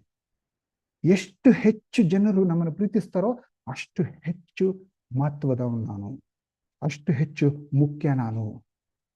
ಅದ್ರಲ್ಲಿ ಮುಖ್ಯತೆ, ಅದ್ರಲ್ಲಿ ಮಹತ್ವತೆ ನಾವು ಪಡಿತಾ ಇರ್ತೀರಿ. ಏನಾಗುತ್ತೆ, ಎಲ್ರನ್ನೂ ಮೆಚ್ಚಿಸಕ್ಕಾಗಲ್ಲ. ನಾವು ಎಷ್ಟೇ ಶ್ರಮ ಹಾಕಿದ್ರು ಕೂಡ ಯಾವತ್ತಾದ್ರೂ ಒಂದಿನ ನಮ್ಮ ಬಾಸ್ ಆಗ್ಲಿ ಅಥವಾ ಜೊತೆಲಿ ಕೆಲಸ ಮಾಡೋರಾಗ್ಲಿ, ನಿಂಗೆ ಕೆಲಸ ಮಾಡ್ತೀಯ ಅಂತ ಹೇಳ್ಬಿಡ್ತಾರೆ. ಸೊ ಆ ರೀತಿಲಿ ಹೇಳಿದ ತಕ್ಷಣ ನಮ್ಮ ಮುಖ್ಯತೆನ ಕಳ್ಕೊಂಡ್ಬಿಡ್ತೀವಿ. ಆತಂಕ, ಭಯ, ಭೀತಿ ಎಲ್ಲ ನಮ್ಮ ಒಳಗೊಂಡ್ಬಿಡುತ್ತೆ. ನಾವೇನ್ ಮಾಡ್ತೀವಿ, ಬಹಳ ಸಾರಿ ನನ್ನ ಜೀವನದಲ್ಲಿ ನಾನು ನೋಡಿದ್ದೀನಿ, ಎಲ್ರನ್ನು ಮೆಚ್ಚಿಸ್ಬೇಕು ಅನ್ನೋಂಥ ಪ್ರಯತ್ನ ಪಡ್ತಾ ಇರ್ತೀನಿ. ಎಲ್ಲರ ಪ್ರೀತಿ ನನಗೆ ಬೇಕು. ಯಾರ್ದಾದ್ರೂ ಪ್ರೀತಿಯಲ್ಲಿ ಅವ್ರು ನನ್ನ ಪ್ರೀತಿ ಮಾಡೋದು ಅಥವಾ ಗೌರವ ಕೊಡಿಸೋದ್ರಲ್ಲಿ ಕಮ್ಮಿ ಆಗ್ಬಿಡ್ತು ಅಂತಂದ್ರೆ ನನ್ನ ಮಹತ್ವ, ನನ್ನ ಮುಖ್ಯತೆ ನಾನು ಕಳ್ಕೊಂಡ್ಬಿಟ್ಟು ಆತಂಕ ಪಡ್ತಾ ಇರ್ತೀನಿ. ಯಾರಾದ್ರೂ ಈ ಬ್ರದರ್ ಹಿಂಗೆ, ಇವ್ರು ಹಿಂಗೆ ಅಂದ್ಬಿಟ್ರು, ಅವ್ರು ಮಾಡ್ತಾರೋ ಸರಿ ಇಲ್ಲ ಅಂತ ಅನೇಕ ಸಾರಿ ಡೈರೆಕ್ಟ್ ಆಗಿ ಬಂದು ನನ್ನ ಹತ್ರ ಹೇಳಲ್ಲ. ಒಬ್ಬ ವ್ಯಕ್ತಿ ಇನ್ನೊಬ್ಬರು ವ್ಯಕ್ತಿ, ಕಿರಣ್ ಬ್ರದರ್ ಹಿಂಗೆ, ಅವ್ರು ಮಾಡ್ತಾರೋ ಸರಿ ಇಲ್ಲ, ಅವ್ರು ಎಂತ ಲೀಡ್ರ್, ಅವ್ರು ಕ್ರೈಸ್ತರ ಅಂತಾರೆ, ಹಿಂಗೆಲ್ಲ ಅಂತಾರೆ ಅಂತ ಒಬ್ಬ ವ್ಯಕ್ತಿ ಇನ್ನೊಬ್ಬ ವ್ಯಕ್ತಿ ಹತ್ರ ಹೇಳಿದ್ದಾರೆ ಅಂತ ನಾನು ಕೇಳಿಸ್ಕೊಂಡ್ಬಿಟ್ರೆ ನನಗೆ ಆ ಮಹತ್ವನ ಕಳ್ಕೊಂಡ್ಬಿಡ್ತೀನಿ. ಆತಂಕ, ಭೀತಿ ಬಂದ್ಬಿಡುತ್ತೆ. ನನ್ ಮುಖ್ಯ ಅಲ್ಲ ಅನ್ಸುತ್ತೆ. ಹೇಗಾದ್ರೂ ಮಾಡಿ ಅವರ ಪ್ರೀತಿನ ಸಂಪಾದನೆ ಮಾಡಬೇಕು, ಹೇಗಾದ್ರೂ ಮಾಡಿ ಅವರ ಮೆಚ್ಚುಗೆನ ಸಂಪಾದನೆ ಮಾಡಬೇಕು. ಅಲ್ಲಿವರೆಗೂ ನಾನು ಒಂಥರ ಭೀತಿಯಲ್ಲಿರ್ತೀನಿ. ಇದನ್ನ ಆಳವಾಗಿ ನಾನು ಆಲೋಚನೆ ಮಾಡಿದಾಗ ನನಗೆ ಗಮನಕ್ಕೆ ಬಂತು, ಅದು ಸರಿನಾ ಅಂತ ಆಲೋಚನೆ ಮಾಡಿದಾಗ ಇದು ನನ್ನ ಪ್ರಕಾರ ಇಲ್ಲ ಅಲ್ಲ, ಅವ್ರಿಗೆ ನಾನು ಮಾಡಿದ್ ಸರಿ ಅನ್ಸಲ್ವಾ, ಹೇಗಾದ್ರೂ ಮಾಡಿ ಅವ್ರಿಗೋಗಿ ಎಕ್ಸ್ಪ್ಲೇನ್ ಮಾಡಬೇಕು, ಅವ್ರ ಹತ್ರ ಟೈಮ್ ಸ್ಪೆಂಡ್ ಮಾಡಬೇಕು, ಆ ರೀತಿಲೆಲ್ಲ ಓಡ್ತಾ ಇರುತ್ತೆ. ಅಲ್ಲಿವರೆಗೂ ನನಗೆ ಶಾಂತಿ, ನೆಮ್ಮದಿ ಇರೋದಿಲ್ಲ. ಇದು ನನ್ನ ಪ್ರಕಾರ. ದೇವರ ವಚನಗಳ ಪ್ರಕಾರ ನೋಡಿದ್ರೆ ನನ್ನ ಮುಖ್ಯತೆ, ನನ್ನ ಮಹತ್ವತೆ ಎಲ್ಲಿಂದ ಬರುತ್ತೆ? ಎಫೆಸದವರಿಗೆ 2ನೇ ಅಧ್ಯಾಯ 10ನೇ ವಚನ. ಎಫೆಸದವರಿಗೆ 2ನೇ ಅಧ್ಯಾಯ 10ನೇ ವಚನ. ನಾವು ಆತನ ನಿರ್ಮಾಣ, ನನ್ನನ್ನ ರಚಿಸಿದವರು ಅವರು. ಆತನ ನಿರ್ಮಾಣ, ಸತ್ಕಾರ್ಯಗಳನ್ನು ಮಾಡುವುದಕ್ಕಾಗಿಯೇ ಕ್ರಿಸ್ತ ಯೇಸುವಿನಲ್ಲಿ ಸೃಷ್ಟಿಸಲ್ಪಟ್ಟೆವು. ಸತ್ಕಾರ್ಯ ಅಂದ್ರೆ ದೇವರು ಒಂದು ಅದ್ಭುತವಾದಂತ ಯೋಜನೆ ಮಾಡ್ತಾ ಇದ್ದಾರೆ. ಅದೆಲ್ಲ ಸತ್ಕಾರ್ಯಗಳು. ಆ ಸತ್ಕಾರ್ಯಗಳಲ್ಲಿ ಕೆಲವು ನಮ್ಮ ಕೈಯಲ್ಲಿ ಮಾಡಿಸ್ಬೇಕಂತಿದ್ದಾರೆ. ನಮಗೆ ಅಂತ ಪ್ರತ್ಯೇಕವಾದಂತ ಸತ್ಕಾರ್ಯಗಳು ಮಾಡಬೇಕು ಅಂತ ಹೇಳಿ. ಅದು ಮಾಡಕ್ಕೋಸ್ಕರನೇ ದೇವರು ನಮ್ಮನ್ನು ಸೃಷ್ಟಿ ಮಾಡಿರೋದು. ಇಂಥ ಕಾರ್ಯ ಇವರೇ ಮಾಡ್ಬೇಕು, ಇಂಥ ಕಾರ್ಯ ಕಿರಣೇ ಮಾಡ್ಬೇಕು, ಇಂಥ ಕಾರ್ಯ ವಿನ್ಸೆಂಟೇ ಮಾಡ್ಬೇಕು, ಇಂಥ ಕಾರ್ಯ ಜೇಮ್ಸೇ ಮಾಡ್ಬೇಕು, ಇಂಥ ಕಾರ್ಯ ಸುರೇಶೇ ಮಾಡ್ಬೇಕು, ಇಂಥ ಕಾರ್ಯ ರಮೇಶೇ ಮಾಡ್ಬೇಕು, ಇಂಥ ಕಾರ್ಯ ಸುನೀತಾನೇ ಮಾಡ್ಬೇಕು, ಇಂಥ ಕಾರ್ಯ ಸ್ಟೆಲ್ಲಾನೇ ಮಾಡ್ಬೇಕು. ಈ ರೀತಿಲಿ ಪ್ರತಿಯೊಬ್ರು ಯಾರ್ಯಾರು ಇದ್ದಾರೋ ಅವರು ಈ ಕೆಲಸ ಅವರೇ ಮಾಡ್ಬೇಕು ಅಂತ ನೇಮಕ ಆಗಿದೆ. ಅದಕ್ಕೋಸ್ಕರನೇ ನಾವು ಸೃಷ್ಟಿಸಲ್ಪಟ್ಟಿವು ಅಂತ ಹೇಳ್ತಾ ಇದೆ. ನಾನು ಹೇಳ್ತಲ್ಲ ವಚನ. ನಾವು ಸತ್ಕಾರ್ಯಗಳನ್ನು ನಡೆಸುವವರಾಗಿ ಬದುಕಬೇಕೆಂದು ದೇವರು ನಮ್ಮನ್ನು ಮೊದಲೇ ನೇಮಿಸಿದನು. ಈ ಸತ್ಕಾರ್ಯ, ಈ ಪ್ರತ್ಯೇಕವಾದಂತ ಕಾರ್ಯ ಮಾಡ್ಬೇಕಂತ ಯಾವಾಗ ಸೃಷ್ಟಿಸಕ್ಕಿನ ಮುಂಚೆನೆ ದೇವ್ರ ನೇಮಕ ಮಾಡಿದಾರಂತೆ. ಅಂದ್ರೆ ಆಳವಾಗಿ, ಆಧ್ಯಾತ್ಮಿಕವಾಗಿ, ಅಂತರಾತ್ಮಕವಾಗಿ ಈ ವಚನನ ಅರ್ಥ ಮಾಡ್ಕೊಳ್ಳಿ. ಸೃಷ್ಟಿ ಅಂದ್ರೆ ಇಡೀ ಪ್ರಪಂಚ ಸೃಷ್ಟಿ ಮಾಡೋಕ್ಕಿಂತ ಮುಂಚೆನೆ ದೇವರು ನನ್ನ ಬಗ್ಗೆ ಆಲೋಚಿಸಿದ್ದಾರೆ. ನಾನು ಈ ಪ್ರತ್ಯೇಕವಾದ ಕಾರ್ಯ, ಸತ್ಕಾರ್ಯ ಮಾಡಬೇಕು ಅಂತ ಆಲೋಚಿಸಿ ಸೃಷ್ಟಿಸಿ ಇವಾಗ ಅವಕಾಶ ಮಾಡಿಕೊಟ್ಟಿದ್ದಾರೆ. ನಾನು ಎಷ್ಟು ಮುಖ್ಯ. ಜನರು ಮೆಚ್ಚಿದ್ರು ಮೆಚ್ಚಿಲ್ಲ ಅಂದ್ರು, ಜನ ನಾನು ಅವಾಗ್ಲೇ ಹೇಳಿದ್ನಲ್ಲ, ಕಿರಣ್ ಬ್ರದರ್ ಹೀಗೆ ಹಾಗೆ ಅಂತ ಹೇಳ್ತಾ ಇದ್ರೆ ಅವ್ರು ಏನಾದ್ರೂ ಹೇಳ್ಕೊಳ್ಳಿ, ದೇವರ ದೃಷ್ಟಿಯಲ್ಲಿ ನಾನು ಮುಖ್ಯ, ನಾನು ಮಹತ್ವ. ಜನರ ಮೆಚ್ಚುಗೆ ಇದ್ರೂ ಇಲ್ಲ ಅಂದ್ರು ಅನ್ನೋಂಥ ವಿಷಯ ಯಾವಾಗ ನನ್ಗೆ ಅರ್ಥ ಆಗುತ್ತೋ, ಎಷ್ಟೋ ಈ ಭಾರ, ಈ ಆತಂಕ, ಈ ಭೀತಿ ಎಲ್ಲ ಹೊಟ್ಟೋಗ್ಬಿಡುತ್ತೆ. ದೇವರ ದೃಷ್ಟಿಲಿ ನಾನು ಮುಖ್ಯ, ಬೇರೆಯವ್ರ ದೃಷ್ಟಿಲಿ ಏನಾಗಿದ್ರೆ ನನಗೇನು? ಆ ವಿಷಯ ಯಾವಾಗ ಅರ್ಥ ಆಗುತ್ತೆ, ನಾನು ದೈಹಿಕವಾಗಿ ಅಲ್ದಿರ, ಈ ಆತ್ಮಿಕವಾಗಿಲ್ದಿರ ಪ್ರಾಣದ ಪ್ರಕಾರ ಅಂದ್ರೆ ವಚನಗಳನ್ನ ನೋಡಿ ಅದ್ರ ಪ್ರಕಾರ ನನ್ನ ಬಗ್ಗೆ ನಾನು ಅರ್ಥ ಮಾಡ್ಕೊಂಡಾಗ ಈ ಸತ್ಯ ನನ್ಗೆ ಅರ್ಥ ಆಗತ್ತೆ. ನಾನು ಪ್ರಾರ್ಥಿಸ್ತೀನಿ, ಇಲ್ಲಿ ಕೇಳಿಸ್ಕೊಂತಾರಂತ ಪ್ರತಿಯೊಬ್ಬರು ಕೂಡ ಪವಿತ್ರಾತ್ಮರಿಂದ ಈ ವಿಷಯ ಮನದಟ್ಟಾಗ್ಬೇಕು. ಯಾಕಂದ್ರೆ ಮನುಷ್ಯನಾಗಿ ನಾನು ಯಾರಿಗೂ ಮನದಟ್ಟು ಮಾಡೋಕ್ಕಾಗಲ್ಲ. ಇದನ್ನ ಅದ್ಭುತವಾಗಿ ವಿಶ್ಲೇಷಣೆ ಮಾಡೋಂಥ ಜ್ಞಾನ ನನ್ನ ಹತ್ರ ಇಲ್ಲ. ನಾನು ಬೇಡ್ಕೊಂತ ಇದ್ದೀನಿ, ಪವಿತ್ರಾತ್ಮರು ನಿಮಗೆ ಆ ಮನದಟ್ಟು ಮಾಡಿಸ್ಬೇಕು ಅಂತ ಹೇಳಿ. 3ನೇ ವಿಷಯ ಸ್ವಯಂ ಮೌಲ್ಯ, ಸೆಲ್ಫ್ ವರ್ತ್ ಅಂತ ಹೇಳಿ. ಸೊ ನಮಗೆ ಬೇಕಾಗಿರೋದು ಸೆಕ್ಯೂರಿಟಿ, ಭದ್ರತೆ. 2ನೇದು ಸಿಗ್ನಿಫಿಕೆನ್ಸ್, ಮಹತ್ವತೆ. 3ನೇದು ಸೆಲ್ಫ್ ವರ್ತ್, ಸ್ವಯಂ ಮೌಲ್ಯ. ನಾನು ಎಷ್ಟು ಮೌಲ್ಯ ಅಂತ ನಮ್ಮ ಮೈಂಡ್ ನಮಗೆ ಕೇಳ್ಕೊಂತಾ ಇರುತ್ತೆ. ಆ ಮೌಲ್ಯತೆಯನ್ನು ಕಳ್ಕೊಂಡಾಗ ಈ ಆತಂಕ, ಭೀತಿ ಬರುತ್ತೆ. ಈ ಮೌಲ್ಯ ನಮ್ಗೆ ಎಲ್ಲಿಂದ ಸಿಗುತ್ತಂದ್ರೆ ನಾವೇನ್ ಮಾಡ್ತೀರಿ, ನಮ್ಮ ಪ್ರಯತ್ನಗಳು ಒಳ್ಳೆಯ ವಸ್ತುಗಳನ್ನು ಪಡೆಯೋದು. ನನ್ನ ಹತ್ರ ಲೇಟೆಸ್ಟ್ ಮೊಬೈಲ್ಗಳು ಇರಬೇಕು, ನಾನು ಚಿನ್ನ ಬೆಳ್ಳಿ ಬಂಗಾರ ಎಲ್ಲ ಹಾಕೊಬೇಕು, ಒಳ್ಳೆ ಸೂಟು ಬೂಟುಗಳು ಹಾಕೊಂಡು, ಒಳ್ಳೆ ಡ್ರೆಸ್ ಹಾಕೊಂಡು, ಟಿಪ್ ಟಾಪ್ ಒಳ್ಳೆ ಶೂಸ್, ಹಾಗೆ ಹೀಗೆ ವಸ್ತುಗಳು ಎಷ್ಟು ಪಡಿತೀನೋ ಅಷ್ಟು ನನ್ನ ಮೌಲ್ಯತೆ, ನನ್ನ ಸ್ವಯಂ ಮೌಲ್ಯ. ಚೆನ್ನಾಗಿರೋ ಡ್ರೆಸ್ ಹಾಕೊಂಡಿಲ್ವಾ, ಚೆನ್ನಾಗಿರೋ ವಸ್ತುಗಳಿಲ್ವಾ ನನ್ನ ಹತ್ರ, ನನ್ನ ಮೌಲ್ಯ ಕಮ್ಮಿ. ಆ ರೀತಿಲಿ ಆಲೋಚನೆ ಮಾಡಕ್ಕೆ ಶುರು ಮಾಡ್ತೀರಿ. ನಮ್ಮ ಸುತ್ತಮುತ್ತಲಿನವರಿಗಿಂತ ಉತ್ತಮವಾಗಿರಲು ಇಚ್ಛಿಸುವುದು. ಅವ್ರು ಹೇಗೆ ಜೀವನ ಮಾಡ್ತಾ ಇದ್ರೆ ಅವ್ರಿಗಿಂತ ಉತ್ತಮವಾಗಿರ್ಬೇಕು. ಹೋಲಿಕೆ ಮತ್ತು ಸ್ಪರ್ಧಿಸುವುದು. ಉದಾಹರಣೆಗೆ ಈಗ ನನ್ನ ಬಗ್ಗೆ ನಾನು ಹೇಳ್ಬೇಕಂತಂದ್ರೆ, ಅನೇಕ ಸಾರಿ ನಾನು ನನ್ನ ಗಮನಕ್ಕೆ ಪವಿತ್ರ ಆತ್ಮ ಏನ್ ತಗೊಂಡ್ ಬಂದಿದ್ದಾರೆ ಅಂತಂದ್ರೆ, ಇವಾಗ ಯಾರಾದ್ರೂ ಅದ್ಭುತವಾಗಿ ಪ್ರೀಚ್ ಮಾಡ್ಬಿಟ್ರೆ, ಒಂದು ವಿಷಯನ ಅದ್ಭುತವಾಗಿ ದೇವ್ರ ವಾಕ್ಯನ ಅದ್ಭುತವಾಗಿ ಅವರು ಪ್ರಸಂಗ ಮಾಡಿದ್ರು ಅಂತಂದ್ರೆ, ನಾನು ಖುಷಿ ಪಟ್ಟು ಆಹಾ ಇಷ್ಟು ಅದ್ಭುತವಾಗಿ ಎಕ್ಸ್ಪ್ಲೈನ್ ಮಾಡ್ತಾರಲ್ಲ ವಾವ್ ಅಂತ ಆ ರೀತಿಲಿ ಸಂತೋಷ ಪಡ್ದಿರ, ನನ್ನ ಮನಸ್ಸು ಎಲ್ಲಿ ಹೋಗ್ತಾ ಇರುತ್ತಂದ್ರೆ, ಅಯ್ಯೋ ನಾನು ಯಾಕೆ ಈ ರೀತಿಲಿ ಹೇಳಕ್ಕಾಗಿಲ್ಲ, ನಾನು ಯಾಕೆ ಇಷ್ಟು ಅದ್ಭುತವಾಗಿ ಪ್ರಸಂಗ ಮಾಡಕ್ಕಾಗಿಲ್ಲ ಅನ್ನೋ ರೀತಿಯಲ್ಲಿ ಅಸೂಯೆ ಭಾವನೆ ಬಂದ. ಇನ್ನು ಕೆಲವು ಸಾರಿ ಗಮನಿಸಿದಿ, ಯಾರಾದ್ರೂ ಒಬ್ಬ ಬ್ರದರ್ ಸಿಸ್ಟರ್ ಬಂದು, ಇಲ್ಲ ಇಲ್ಲ ಈ ಬ್ರದರ್ ನೋಡಿ ಎಷ್ಟು ನನಗೆ ಅದ್ಭುತವಾಗಿ ಸಹಾಯ ಮಾಡಿದ್ರು, ಎಷ್ಟು ತಾಳ್ಮೆಯಿಂದ ಕೇಳಿಸ್ಕೊಂಡ್ರು, ಎಷ್ಟು ಚೆನ್ನಾಗಿ ನನಗೆ ಸಹಾಯ ಮಾಡಿದ್ರು ಅಂತ ಹೇಳ್ತಾರೆ. ಬೇಕಾದ್ರೆ ವಾಹ್ ಆ ಬ್ರದರ್ ನಿಮ್ಗೆ ಹೆಲ್ಪ್ ಮಾಡಿದ್ರ, ಎಷ್ಟು ಸಂತೋಷ ಪಡ್ತಾನೆ, ದೇವರಿಗೆ ಸ್ತೋತ್ರ ಆಗ್ಲಿ, ಆ ರೀತಿಲಿ ಆಲೋಚನೆ ಮಾಡೋ ಬದಲಾಗಿ, ಓ ಅವ್ರು ಸಹಾಯ ಮಾಡಿದ್ರ ಅಂದ್ರೆ ನನ್ನ ಸಹಾಯ ನಿಮ್ಗೆ ಸರಿ ಅನ್ಸ್ಲಿಲ್ವಾ, ನನ್ನ ಸಹಾಯಕ್ಕಿಂತ ಅವ್ರ ಸಹಾಯನೇ ನಿಮ್ಗೆ ಬೆಟರ್ ಅನ್ಸ್ತಾ, ನನ್ನ ಕೌನ್ಸಿಲಿಂಗ್ ಅವ್ರ ಕೌನ್ಸಿಲಿಂಗೇ ಬೆಟರ್ ಅನ್ಸ್ತಾ ನಿನಗೆ, ನನ್ನ ಜೊತೆ ಸಮಯ ಕಳೆದಾಗ ಎಷ್ಟು ಗುಣಮಟ್ಟವಾಗಿತ್ತು ಅದಕ್ಕಿಂತ ಅವ್ರ ಹತ್ರ ಸಮಯ ಕಳೆದಾಗ್ಲೇ ಗುಣಮಟ್ಟವಾಗಿತ್ತಾ, ಆ ರೀತಿ ಯಾರುಗಳೆಲ್ಲ ನಾನು ಈ ವಿಷಯ ಎಲ್ಲ ನನ್ನೊಳಗೆ ಓಡ್ತಾ ಇರುತ್ತೆ. ಸೊ ಅವಾಗ ಏನ್ ಮಾಡ್ತಾ ಇದ್ದೆ ನಾನು, ಸ್ಪರ್ಧಿಸುವ ಆಲೋಚನೆ ಬಂದ್ಬಿಟ್ಟಿದೆ. ಅವ್ರಿಗಿಂತ ನಾನು ಮೇಲಾಗಿರ್ಬೇಕು, ದೇವರ ಸೇವೆ ಮಾಡಿದ್ರು ಕೂಡ ಅವ್ರಿಗಿಂತ ಉತ್ತಮವಾಗಿ ನಾನು ಸೇವೆ ಮಾಡಬೇಕು. ಪ್ರಾರ್ಥನೆ, ಯಾರಾದ್ರೂ ಪ್ರಾರ್ಥನೆ ಮಾಡಿದಾಗ ಅದ್ಭುತವಾದಂತ ಪದಗಳನ್ನು ಉಪಯೋಗಿಸಿ, ವಚನಗಳು ಉಪಯೋಗಿಸಿ ಮಗ್ನರಾಗಿ ಪ್ರಾರ್ಥನೆ ಮಾಡಿದ್ರೆ ಸಂತೋಷ ಪಡೋದ್ ಬದಲು ಅಸೂಯೆ ಪಡ್ತಾ ಇರ್ತೀನಿ, ಅಯ್ಯೋ ನನ್ನ ಪ್ರಾರ್ಥನೆ ಅಷ್ಟು ಅದ್ಭುತವಾಗಿಲ್ವಲ್ಲ ಅಂತ. ಸೊ ಇಂತಹ ವಿಷಯಗಳಲ್ಲಿ ನನ್ನ ಸ್ವಯಂ ಮೌಲ್ಯ ನೋಡ್ಕೊತಾ ಇದ್ದೀನಿ.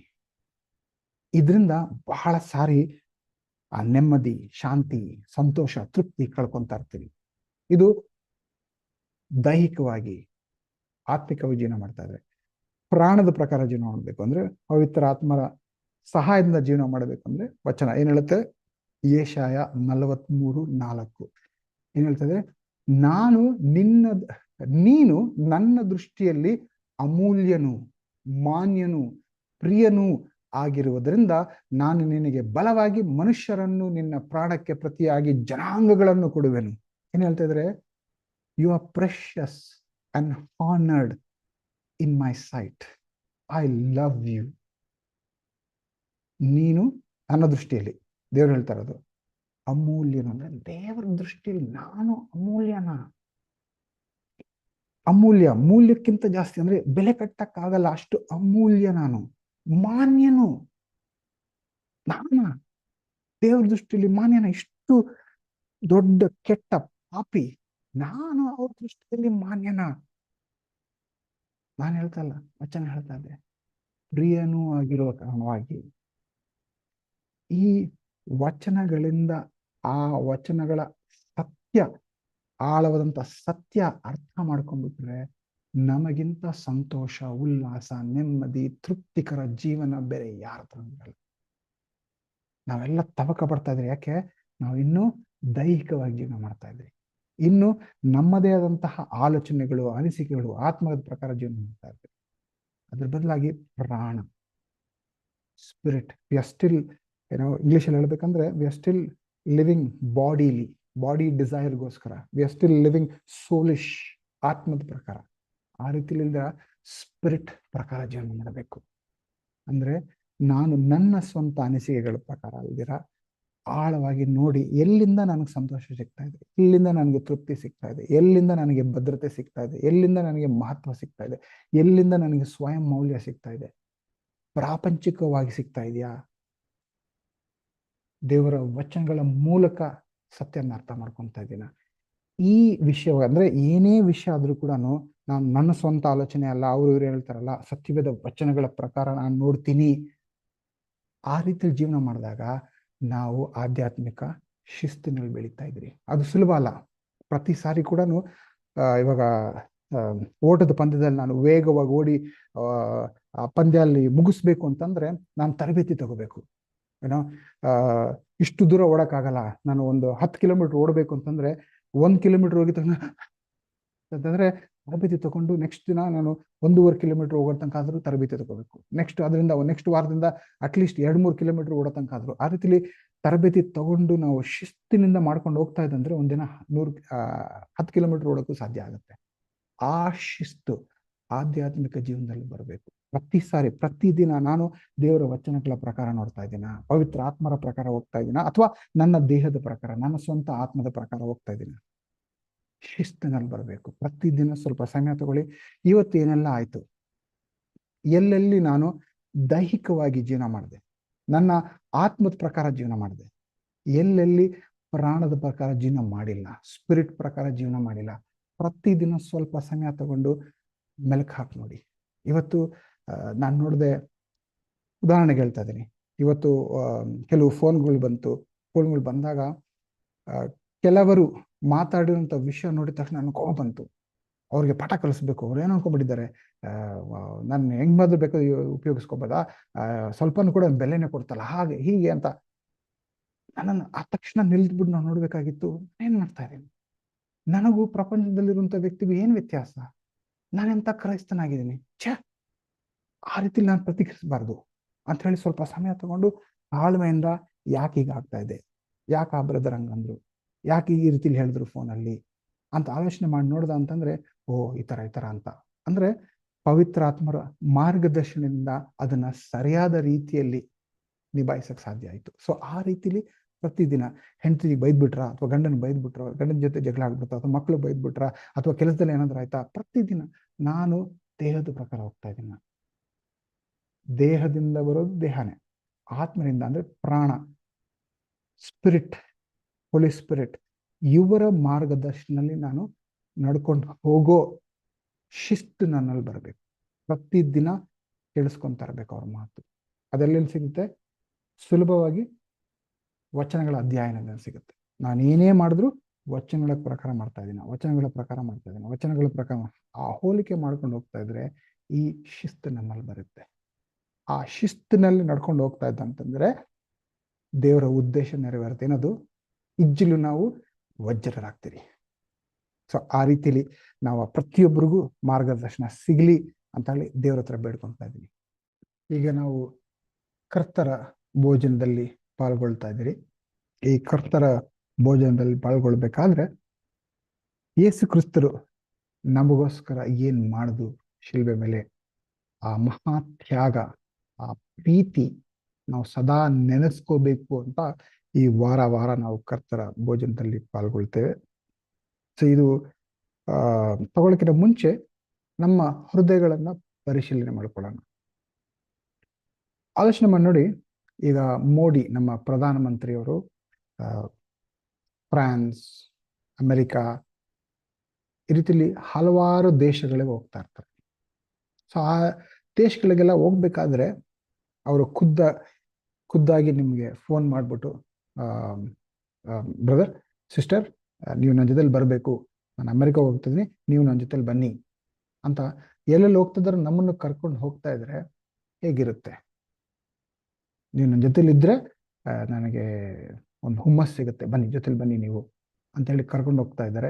ಎಲ್ಲೋದ್ರೂ ನಮ್ಮ ಬಗ್ಗೆ ಪರಿಚಯ ಮಾಡ್ಕೊಡ್ತಾರೆ, ನೋಡಿ ಇವರು ಈ ತರ ಭಾರತದಿಂದ ನನ್ನ ಜೊತೆಗೆ ಬಂದಿದ್ದಾರೆ, ನನ್ನ ಸಹೋದರ ಇವರು, ನನ್ನ ಸಹೋದರಿ ಇವರು ಅಂತ ಎಲ್ರಿಗೂ ಪರಿಚಯ ಮಾಡ್ಕೊಳ್ತಾ ಇದ್ದಾರೆ. ಬೇರೆ ದೇಶದ ಪ್ರಧಾನಮಂತ್ರಿಗಳಿಗೆ, ಪ್ರೆಸಿಡೆಂಟ್ಗಳ ಜೊತೆಲಿ ಮಾತುಕತೆ ಆಗ್ಬೇಕಾದ್ರೆ ಎಲ್ಲ ಕಡೆನೇ ನಿಮ್ಮ ಬಗ್ಗೆ ಪರಿಚಯ ಮಾಡ್ಕೊಳ್ತಾ ಇದ್ದಾರೆ, ನಿಮ್ಮ ಜೊತೆಲಿ ಕರ್ಕೊಂಡು ಹೋಗ್ತಾ ಇದ್ದಾರೆ ಅಂದ್ರೆ ಹೇಗಿರುತ್ತೆ? ನಗ್ತಾ ಇದ್ದೀರಾ? ಅದ್ಭುತವಾಗಿರುತ್ತಲ್ವಾ? ಆವಾಗಲೇ ಓದಿದ ವಚನ ಯೆಶಾಯ 43ನೇ ಅಧ್ಯಾಯ 4ನೇ ವಚನದಲ್ಲಿ ದೇವರು ಹೇಳ್ತಾ ಇದ್ದಾರೆ, ನೀನು ನನ್ನ ದೃಷ್ಟಿಯಲ್ಲಿ ಅಮೂಲ್ಯನು, ಮಾನ್ಯನು, ಪ್ರಿಯನು ಆಗಿರುವುದರಿಂದ. ಅಂದ್ರೆ ದೇವರು ನಮ್ಮನ್ನ ಅಮೂಲ್ಯ, ಮಾನ್ಯ, ಪ್ರಿಯ ಅಂತ ಇದ್ದಾರೆ. ಒರಿಜಿನಲ್ ಆಗಿ ನಾನು ಯಾರು? ಪಾಪಿ. ಎಂಥೆಂಥ ಅಸಹ್ಯಕರವಾದಂಥ ಪಾಪಗಳು ಮಾಡಿರುವಂತ ಪಾಪಿ. ನಾನೇ ಎಷ್ಟೋ ಸಾರಿ ಆಲೋಚನೆ ಮಾಡ್ಕೊಳ್ಳೋದಕ್ಕೆ ಅಸಹ್ಯ ಆಗತ್ತೆ. ಆ ರೀತಿಲಿ ಪಾಪಗಳನ್ನ ಮಾಡಿದ್ದೀನಿ. ಇಂತಹ ಪಾಪಿ ಅಮೂಲ್ಯನ, ಮಾನ್ಯನ, ಪ್ರಿಯನ ಹೆಂಗ್ ಸಾಧ್ಯ? ಯೇಸು ಕ್ರಿಸ್ತರು ಮಾಡಿರುವಂತ ಆ ತ್ಯಾಗದ ಕಾರಣವಾಗಿ ಶಿಲುಬೆ ಮೇಲೆ ತಮ್ಮ ಪ್ರಾಣ ಕೊಟ್ಟರು. ದೇವರ ಆ ಪ್ರೀತಿ, ತಂದೆ ಮಗ ಪವಿತ್ರಾತ್ಮರ ಆ ಪ್ರೀತಿಯ ಕಾರಣ, ಅವ್ರು ಮಾಡಿರುವಂತ ಬಲಿದಾನದ ಕಾರಣ ಇವತ್ತು ನನ್ನ ಪಾಪ ಪರಿಶುದ್ಧ ಆಗಿದ್ದೆ. ನಾನೇನೋ ಮಾಡಿದೆ ಅಂತಲ್ಲ, ನಾನು ಅಮೂಲ್ಯನಾಗಿರೋದು ಅವ್ರು ಮಾಡಿರೋ ಕಾರಣವಾಗಿ, ನಾನು ಮಾನ್ಯನಾಗಿರೋದು ಅವ್ರು ಮಾಡಿರುವಂತ ಕಾರ್ಯಕ್ಕಾಗಿ, ನಾನು ಪ್ರಿಯನಾಗಿರೋದು ಅವರ ಕೃಪೆ, ಅವರ ಕರುಣೆ, ಅವರ ಹೃದಯ ಅಂತದ್ದು. ಆ ಕಾರಣವಾಗಿ ಇಂತಹ ಮಹಾನ್ ದೊಡ್ಡ ತಂದೆಯ ಪುತ್ರಿ ನಾನು. ನನಗೋಸ್ಕರ ಶಿಲುಬೆ ಮೇಲೆ ಇಷ್ಟೆಲ್ಲ ಕಷ್ಟಪಟ್ಟರು. ಆ ತ್ಯಾಗದ ಕಾರಣವಾಗಿ ಇದನ್ನ ನನ್ನ ಪುತ್ರಿ ಆಗಿದ್ದೀನಿ ಅಂತ ಅದ್ಭುತವಾದ ವಿಷಯ ಅಲ್ವಾ? ಸೊ ಈ ಒಂದು ರೊಟ್ಟಿ ಮತ್ತು ದ್ರಾಕ್ಷಾರಸ ತಗೋಬೇಕಾದ್ರೆ ಈ ವಚನಗಳು ಬಗ್ಗೆ ಅಧ್ಯಯನ ಮಾಡಿ ನೀವು ಎಷ್ಟು ಶ್ರೇಷ್ಠ, ಎಷ್ಟು ಮಾನ್ಯವುಳ್ಳವರು, ಎಷ್ಟು ಅಮೂಲ್ಯರು, ಎಷ್ಟು ಪ್ರಿಯರಾಗಿದ್ದೀರಿ. ನಿಮ್ಮ ಮನಸ್ಸಿಗೆ ಆ ಥರ ಅನ್ನಿಸ್ತಾ ಇಲ್ದಿರ್ಬೋದು, ಆದರೆ ದೇವರ ವಚನ ಹೇಳ್ತದೆ, ಹೌದು ನೀವು ಅಮೂಲ್ಯರು, ನೀವು ಪ್ರಿಯರು, ನೀವು ಮಾನ್ಯರು ಅಂತ. ಅದನ್ನ ನಂಬಿ ಈ ಭಾಗ್ಯ, ಈ ಆಶೀರ್ವಾದ ನನಗೆ ಸಿಕ್ಕಿರೋದು ಯೇಸು ಕ್ರಿಸ್ತರು ಮಾಡಿರುವಂತ ಆ ತ್ಯಾಗದ ಕಾರಣವಾಗಿ. ಆ ತ್ಯಾಗದಿಂದ ಇದು ನಿಜ ಆಗಿದೆ ಅಂತ ಹೇಳಿ ನಂಬಿ ಈ ರೊಟ್ಟಿ, ಯೇಸು ಕ್ರಿಸ್ತರ ದೇಹ ಹೋಲಿಸುವಂತ ರೊಟ್ಟಿ ಮತ್ತು ಈ ದ್ರಾಕ್ಷರಸ, ಯೇಸು ಕ್ರಿಸ್ತರ ರಕ್ತ ಹೋಲಿಸುವಂತ ದ್ರಾಕ್ಷರಸ ತಗೊಂಡು ನಾವು ಎಷ್ಟು ಶ್ರೇಷ್ಠ ಅಂತ ಹೆಮ್ಮೆಯಿಂದ, ನಾನೇನೋ ಮಾಡದೆ ಅಂತಲ್ಲ, ಅವರ ಒಳ್ಳೆತನದಿಂದ ನನಗೆ ಈ ಮಾನ್ಯತೆ ಕೊಡ್ತಾ ಇದ್ದಾರೆ, ಈ ಘನತೆ ಕೊಡ್ತಾ ಇದ್ದಾರೆ, ಈ ಶ್ರೇಷ್ಠತೆ ಕೊಡ್ತಾ ಇದ್ದಾರೆ. ಅದನ್ನ ಅಂಗೀಕಾರ ಮಾಡ್ಕೊಳ್ಳೋಣ. ಈ ಕರ್ತರ ಭೋಜನಲ್ಲಿ ಪಾಲ್ಗೋಬೇಕಾದ್ರೆ ಪ್ರತಿಯೊಬ್ರು ಆ ವಿಶೇಷತೆ ಅನುಭವಿಸಿ ಈ ರೊಟ್ಟಿ ದ್ರಾಕ್ಷ ತಗೊಳ್ಳಿ. ಅದಕ್ಕೋಸ್ಕರ ಪ್ರಾರ್ಥನೆ. ತಂದೆ, ನಾನು ಪಾಪಿ, ಯಾವುದಕ್ಕೂ ಬಾರದೆ ಇರೋ, ಲಾಯಕ್ಕಿಲ್ದೆ ಇರೋ, ಬರೀ ಪಾಪ ತುಂಬಿರುವಂತ ವ್ಯಕ್ತಿ. ಆದ್ರೆ ಯೇಸು ಕ್ರಿಸ್ತರೇ, ನೀವು ಶಿಲುಬೆ ಮಾಡಿರುವಂತಹ ತ್ಯಾಗದ ಕಾರಣವಾಗಿ,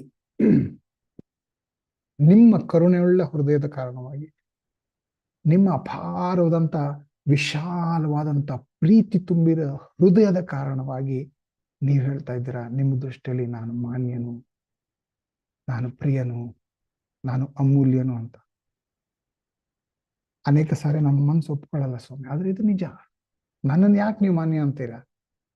ಬಟ್ ಇದು ನಿಜ, ನಿಮ್ಮ ವಚನ ಹೇಳ್ತದೆ ಸ್ವಾಮಿ. ಅದಕ್ಕೋಸ್ಕರ ಯಾವುದೇ ಹಿಂಜರಿಕೆ ಇಲ್ದಿರ ನಿಮ್ಮನ್ನ ಅಪ್ಕೊಂತಾ ಇದ್ದೀನಿ ಸ್ವಾಮಿ. ಈ ಪ್ರೀತಿಯ ಆಶೀರ್ವಾದನ ಪಡಿತಾ ಇದ್ದೀನಿ ಸ್ವಾಮಿ, ಅಂಗೀಕಾರ ಮಾಡ್ಕೊತಾ ಇದ್ದೀನಿ ಸ್ವಾಮಿ, ತಪ್ಕೊಂತಾ ಇದ್ದೀನಿ ಸ್ವಾಮಿ.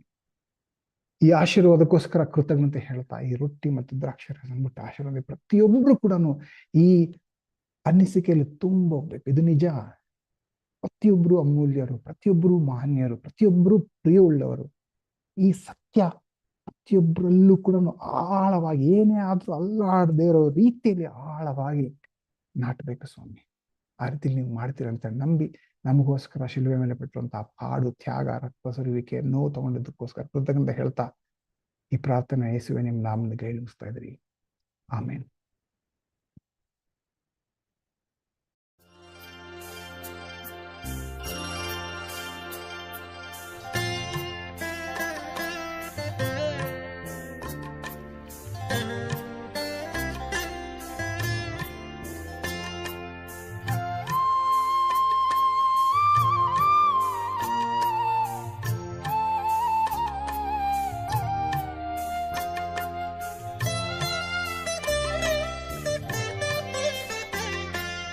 ಕುಂಬಾರನೇ ಕುಂಬಾರನೇ ಸೃಷ್ಟಿಗೆ ಕಾರಣನೇ,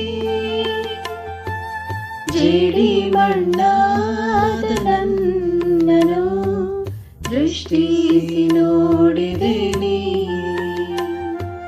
ಕುಂಬಾರನೇ ಕುಂಬಾರನೇ ಸೃಷ್ಟಿಗೆ ಕಾರಣನೇ,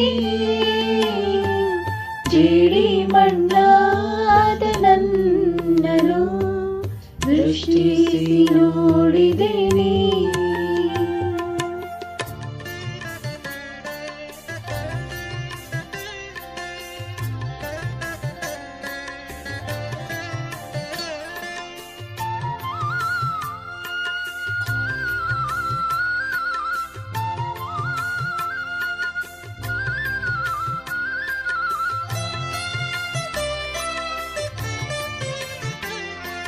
ಬರಿದಾದ ಪಾತ್ರೆಯು ನಾ, ನನ್ನನ್ನು ತೊರೆಯದೆ ತುಂಬಿ ತುಳುಕುವ ಪಾತ್ರೆಯಂತೆ ನನ್ನನ್ನು ಮಾಡು ನೀ. ಬರಿದಾದ ಪಾತ್ರೆಯು ನಾ, ನನ್ನನ್ನು ತೊರೆಯದೆ ತುಂಬಿ ತುಳುಕುವ ಪಾತ್ರೆಯಂತೆ ನನ್ನನ್ನು ಮಾಡು ನೀ. ವೇದದಿ ಕಾಣುವ ಪಾತ್ರೆಯಂತೆ ಯೇಸುವ ಹೊಗಳುವೆ, ನನ್ನನ್ನು ಅಂತಹ ಪಾತ್ರೆಯಂತೆ ಬಳಸಿಕೊಳ್ಳು ನೀ. ಕುಂಬಾರನೇ ಕುಂಬಾರನೇ, ಸೃಷ್ಟಿಗೆ ಕಾರಣನೇ,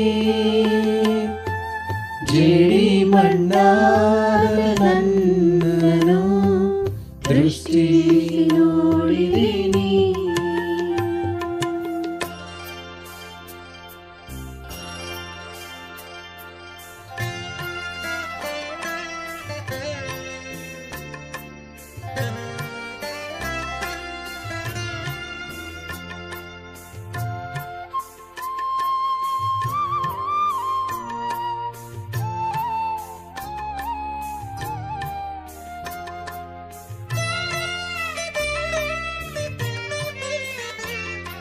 ಬೆಲೆಯಿಲ್ಲದ ಪಾತ್ರೆಯು ನಾ, ಪ್ರೀತಿಸುವವರಲ್ಲ.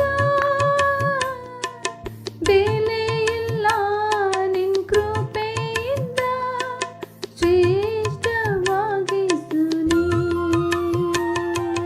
ಬೆಲೆಯಿಲ್ಲದ ಪಾತ್ರೆಯು ನಾ, ಪ್ರೀತಿಸುವವರಲ್ಲ.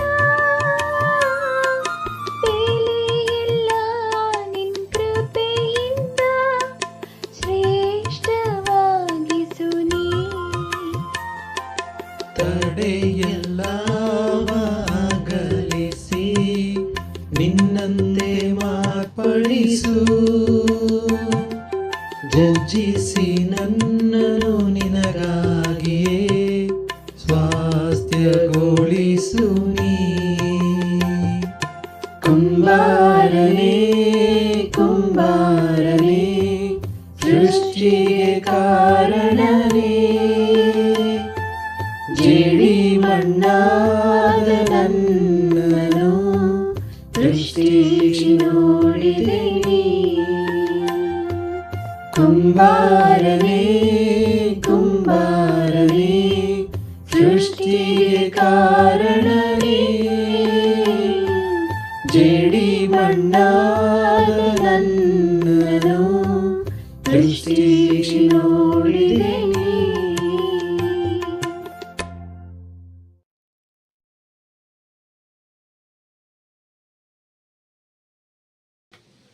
ಆಮೆನ್. ಸಹೋದರ ಸಹೋದರರೇ, ತಿರುಗಾ ನಿಮ್ಮೆಲ್ಲರೂ ನೋಡೋಕ್ಕೆ ಭಾಳ ಸಂತೋಷ. ಖಂಡಿತ ನೀವು ಅದ್ಭುತವಾದ ಮೆಸೇಜನ್ನು ಕೇಳಿ ಅನೇಕ ವಿಷಯಗಳು ಕಲ್ತಿರೋದಂತ ನನಗೆ ಬಹಳ ಸಂತೋಷ ಆಯಿತು. ನಾವು ಆತ್ಮೀಯವಾದ ಶಿಸ್ತು ಬಗ್ಗೆ ನಾವು ಕಲಿಯುವಾಗ ನನಗೆ ಕಿರಣ್ ಬ್ರದರ್ ಹೇಳುವಾಗ ತುಂಬ ಕಡೆ ನಾನು ಕೂಡ ಪ್ರಾಕ್ಟೀಸ್ ಮಾಡಬೇಕು, ಇನ್ನೂ ಅದ್ರ ಬಗ್ಗೆ ಚೆನ್ನಾಗಿ ಮಾಡಬೇಕು ಅಂತ ಆತುರತೆ ನನ್ನಲ್ಲಿ ಬಂದಿದೆ. ನಾವು ಯಾಕಂದರೆ ಸುಮಾರು ಸಮಯದಲ್ಲಿ ನಾವು ಎಲ್ಲದರಲ್ಲೂ ಶಿಸ್ತು ನಾವು ಮಾಡ್ಕೊಳ್ತೀವಿ, ಆದರೆ ಕೆಲವೊಮ್ಮೆ ಆತ್ಮೀಯವಾಗಿ ಶಿಸ್ತುತನವನ್ನು ನಾನು ಮರ್ತೋಗ್ಬಿಡ್ತೀನಿ. ನಾವು ಎಲ್ಲದರಲ್ಲೂ ಶಿಸ್ತಿದೆ, ನನ್ನ ದೈಹಿಕವಾಗಿ ನನ್ನ ಊಟದಲ್ಲಿ ಎಲ್ಲದರಲ್ಲೂ ಶಿಸ್ತು ಮಾಡ್ತೀನಿ. ಆದರೆ ನಾವು ಕಾಂಟ್ರಿಬ್ಯೂಷನ್ ಕೊಡೋದ್ರಲ್ಲಾಗಲಿ, ಚರ್ಚ್ಗೆ ಆನ್ ಟೈಮ್ ಬರೋದ್ರಲ್ಲಾಗಲಿ, ಹೋಗೋದ್ರಲ್ಲಾಗಲಿ, ನಾವು ಮೆಸೇಜ್ ಪ್ರಿಪೇರ್ ಆಗೋದ್ರಲ್ಲಾಗಲಿ, ಎಲ್ಲದರಲ್ಲೂ ಶಿಸ್ತು ನಾವು ಪಾಲನೆ ಮಾಡ್ತೀನಿ. ಆದರೆ ಕೆಲವೊಮ್ಮೆ ನನ್ನ ಒಳಗಡೆ ಇರುವಂಥ ಆತ್ಮೀಯವಾದ ಜೀವನದ ಬಗ್ಗೆ ಶಿಸ್ತು ಕೂಡ ನನಗೆ ಬಹಳ ಮುಖ್ಯ ಅಂತ ಅನ್ನಿಸ್ತು. ಒಂದು ನನಗೆ ಬಹಳ ಇಷ್ಟ ಆಗಿದ್ದ ಒಂದು ವಿಷಯ, ಇನ್ನೊಂದು ವಿಷಯ ಅಂದರೆ ಅವರಿಬ್ಬರು ಮಕ್ಕಳ ಬಗ್ಗೆ ಹೇಳ್ತಾ ಇದ್ರು. ಅವ್ರ ಮಕ್ಕಳೇನೆ ಒಂದು ಸಾರಿ ಅವರು ಹುಟ್ಟಿದ್ದಾರೆ ಅಂದರೆ ಮುಗಿದೋಯ್ತು. ಅವರು ಕೆಟ್ಟವರಾಗಿರಲಿ ಒಳ್ಳೆಯವರಾಗಿರಲಿ ಮಕ್ಕಳಾಗಿಯೇ ಕರೆಸ್ಕೊಳ್ತಾರೆ. ಹಾಗೆಯೇ ಒಂದು ಸಾರಿ ದೇವರನ್ನು ಆರಿಸ್ಕೊಂಡಿದ್ದಾರೆ ಅಂದರೆ ಮುಗಿದೋಯ್ತು. ಮೇ ಬಿ ನಾನು ಕೆಟ್ಟದ್ದು ಮಾಡ್ತಾ ಇದ್ದೀನೋ ಒಳ್ಳೇದು ಮಾಡ್ತಾ ಇದ್ದೀನೋ, ಆದರೆ ನಾನು ದೇವರಿಗೆ ಒಂದು ಮಗ ಆಗೇ ಇದ್ದೀನಿ ಅಂತ ಒಂದು ಇವತ್ತು ಕ್ಲಿಯರ್ ಅರ್ಥ ಆಯಿತು. ತುಂಬ ಸಂತೋಷ ಆಯಿತು. ಒಂದು ಭದ್ರತೆ ನನ್ನಲ್ಲಿ ಬಂತು. ಓಕೆ, ನಾನು ದೇವ್ರ ಮಗ. ಯಾರು ನನ್ನನ್ನು ಅಸಡ್ಡೆ ಮಾಡಿದ್ರು ದೇವರು ನನಗೆ ಯಾವಾಗೂ ಆ ಪದವಿಯಿಂದ ನನ್ನನ್ನು ತೆಗೆಯುವುದಿಲ್ಲ ಅಂತ ನನಗೆ ಒಂದು ಇವತ್ತು ಅರ್ಥ ಆಯಿತು. ಹಾಗೆ ನಿಮಗೂ ಕೂಡ ಅರ್ಥ ಆಗಿದೆ ಅಂತ ನಂಬ್ತೀನಿ. ನಾವು ಹೀಗೆ ಸಂದೇಶವನ್ನು ಕೇಳಿ ಆತ್ಮೀಯವಾಗಿ ಬೆಳೀತಾ ಇರಿ. ನಾವು ಈ ಕೂಟವನ್ನು ಮುಕ್ತಾಯಗೊಳಿಸೋಕ್ಕೆ ಮುಂಚೆ ನಾವು ಪ್ರಾರ್ಥನೆ ಮಾಡಿ ಮುಕ್ತಾಯಗೊಳಿಸೋಣ. ಇದೇ ರೀತಿಯಲ್ಲಿ ನಮಗೆ ಆನ್ಲೈನ್ದಲ್ಲಿ ಪ್ರತಿ ಸಂಡೇ 10 ಗಂಟೆಗೆ ಮೀಟಿಂಗ್ ಇರುತ್ತೆ. ದಯವಿಟ್ಟು ನೋಡಿ ಆತ್ಮೀಯವಾಗಿ ಬೆಳೀರಿ. ಪ್ರಾರ್ಥನೆ ಮಾಡೋಣ. ಅತಿ ಪರಿಶುದ್ಧ ದೇವರೇ ಮಹಿಮೆ ಆಗಲಿ. ದೇವರ ಆಧ್ಯಾತ್ಮಿಕವಾದ ಶಿಸ್ತು ಬಗ್ಗೆ ನೀವು ನಮಗೆ ಹೇಳ್ಕೊಟ್ಟಿದ್ದಕ್ಕಾಗಿ ಸ್ತೋತ್ರ. ಮಹಿಮೆ ಕಿರಣ್ ಸಹೋದರನ ಉಪಯೋಗಿಸ್ಕೊಂಡಿದ್ದಕ್ಕಾಗಿ ಸ್ತೋತ್ರ. ಅವ್ರನ್ನ ಇನ್ನೂ ಹೆಚ್ಚಾಗಿ ಬ್ಲೆಸ್ ಮಾಡಿ ನಮ್ಮನ್ನು ಇನ್ನೂ ಹೆಚ್ಚಾಗಿ ತಿಳಿಸ್ಕೊಡೋದಕ್ಕೆ ದೇವರ ಅವ್ರ ಹೃದಯದ ಬಗ್ಗೆ ಎಲ್ಲ ಮಾತಾಡುವಾಗ ತುಂಬ ಸಂತೋಷ ಆಯಿತು ತಂದೆ. ಆ ವಚನಗಳ ಬಗ್ಗೆ ಎಲ್ಲ ಹೇಳುವಾಗ, ಜಿಂಕೆ ಬಗ್ಗೆ ಮಾತಾಡುವಾಗ ದೇವರ ಕೆಲವು ಸಮಯದಲ್ಲಿ ನನ್ನ ಆತ್ಮ ಆ ಥರ ನೀರು ಹುಡುಕೋ ಥರ ಕೆಲವೊಂದು ವಿಷಯಗಳು ನಿಂತೋಗ್ಬಿಟ್ಟಿದ್ದಾರೆ. ಸಮಾಧಾನವಾಗಿಬಿಟ್ಟಿದ್ದೀನಿ, ಅಲ್ಲೇ ನಿಂತ್ಕೊಂಡ್ಬಿಟ್ಟಿದ್ದೀನಿ. ಆದರೆ ನಿಮ್ಮ ವಾಕ್ಯವನ್ನು ಆ ರೀತಿಯಲ್ಲಿ ನಾನು ಹುಡುಕಬೇಕು, ಬಾಯಾರಿದ ಜಿಂಕೆ ಥರ ನಾನು ಇರಬೇಕು ಅಂತ ನಂಗೆ ಒಂದು ಅನಿಸ್ತು ದೇವರೇ. ಯಾವಾಗಲೂ ಕೂಡ ದೇವರೇ ದಯವಿಟ್ಟು ನಮ್ಮನ್ನು ಆಶೀರ್ವಾದ ಮಾಡ್ಕೊಂಡು ಪ್ರಾರ್ಥಿಸ್ತೀನಿ. ಸಮಯ ಕೊಡೋದಕ್ಕಾಗಿ ಸ್ತೋತ್ರ. ಮಹಿಮೆ ನನ್ನನ್ನು ಮಗನಾಗಿ ಸ್ವೀಕಾರ ಮಾಡಿದ್ದಕ್ಕಾಗಿ ಬಹಳ ಸ್ತೋತ್ರ. ಯಾರು ನನಗೆ ಏನಂದ್ರು ಕೂಡ, ಯಾರು ನನಗೆ ಯಾವ ಅಸಡ್ಡೆ ಮಾಡಿದ್ರು ಕೂಡ ನೀವು ನನಗೆ ಮಗ ಆಗಿ ಅಂತ ಕರಿತಿರಲ್ಲ, ಅದೇ ನನಗೆ ಒಂದು ಭದ್ರತೆ ಕೊಟ್ಟಿದ್ದಕ್ಕಾಗಿ ಸ್ತೋತ್ರ ಮಾಡ್ತೀನಿ. ಸಮಯ ಕೊಟ್ಟಿದ್ದಕ್ಕಾಗಿ ಸ್ತೋತ್ರ. ವಂದನೆಗಳ ಸಲ್ಲಿಸ್ತಾ ಪ್ರಾರ್ಥನೆ ಯೇಸು ನಾಮದಲ್ಲಿ ಪ್ರಾರ್ಥಿಸ್ತಿದ್ದೇವೆ. ಆಮೇಲೆ ಧನ್ಯವಾದಗಳು ಸಹೋದರ ಸಹೋದರಿ.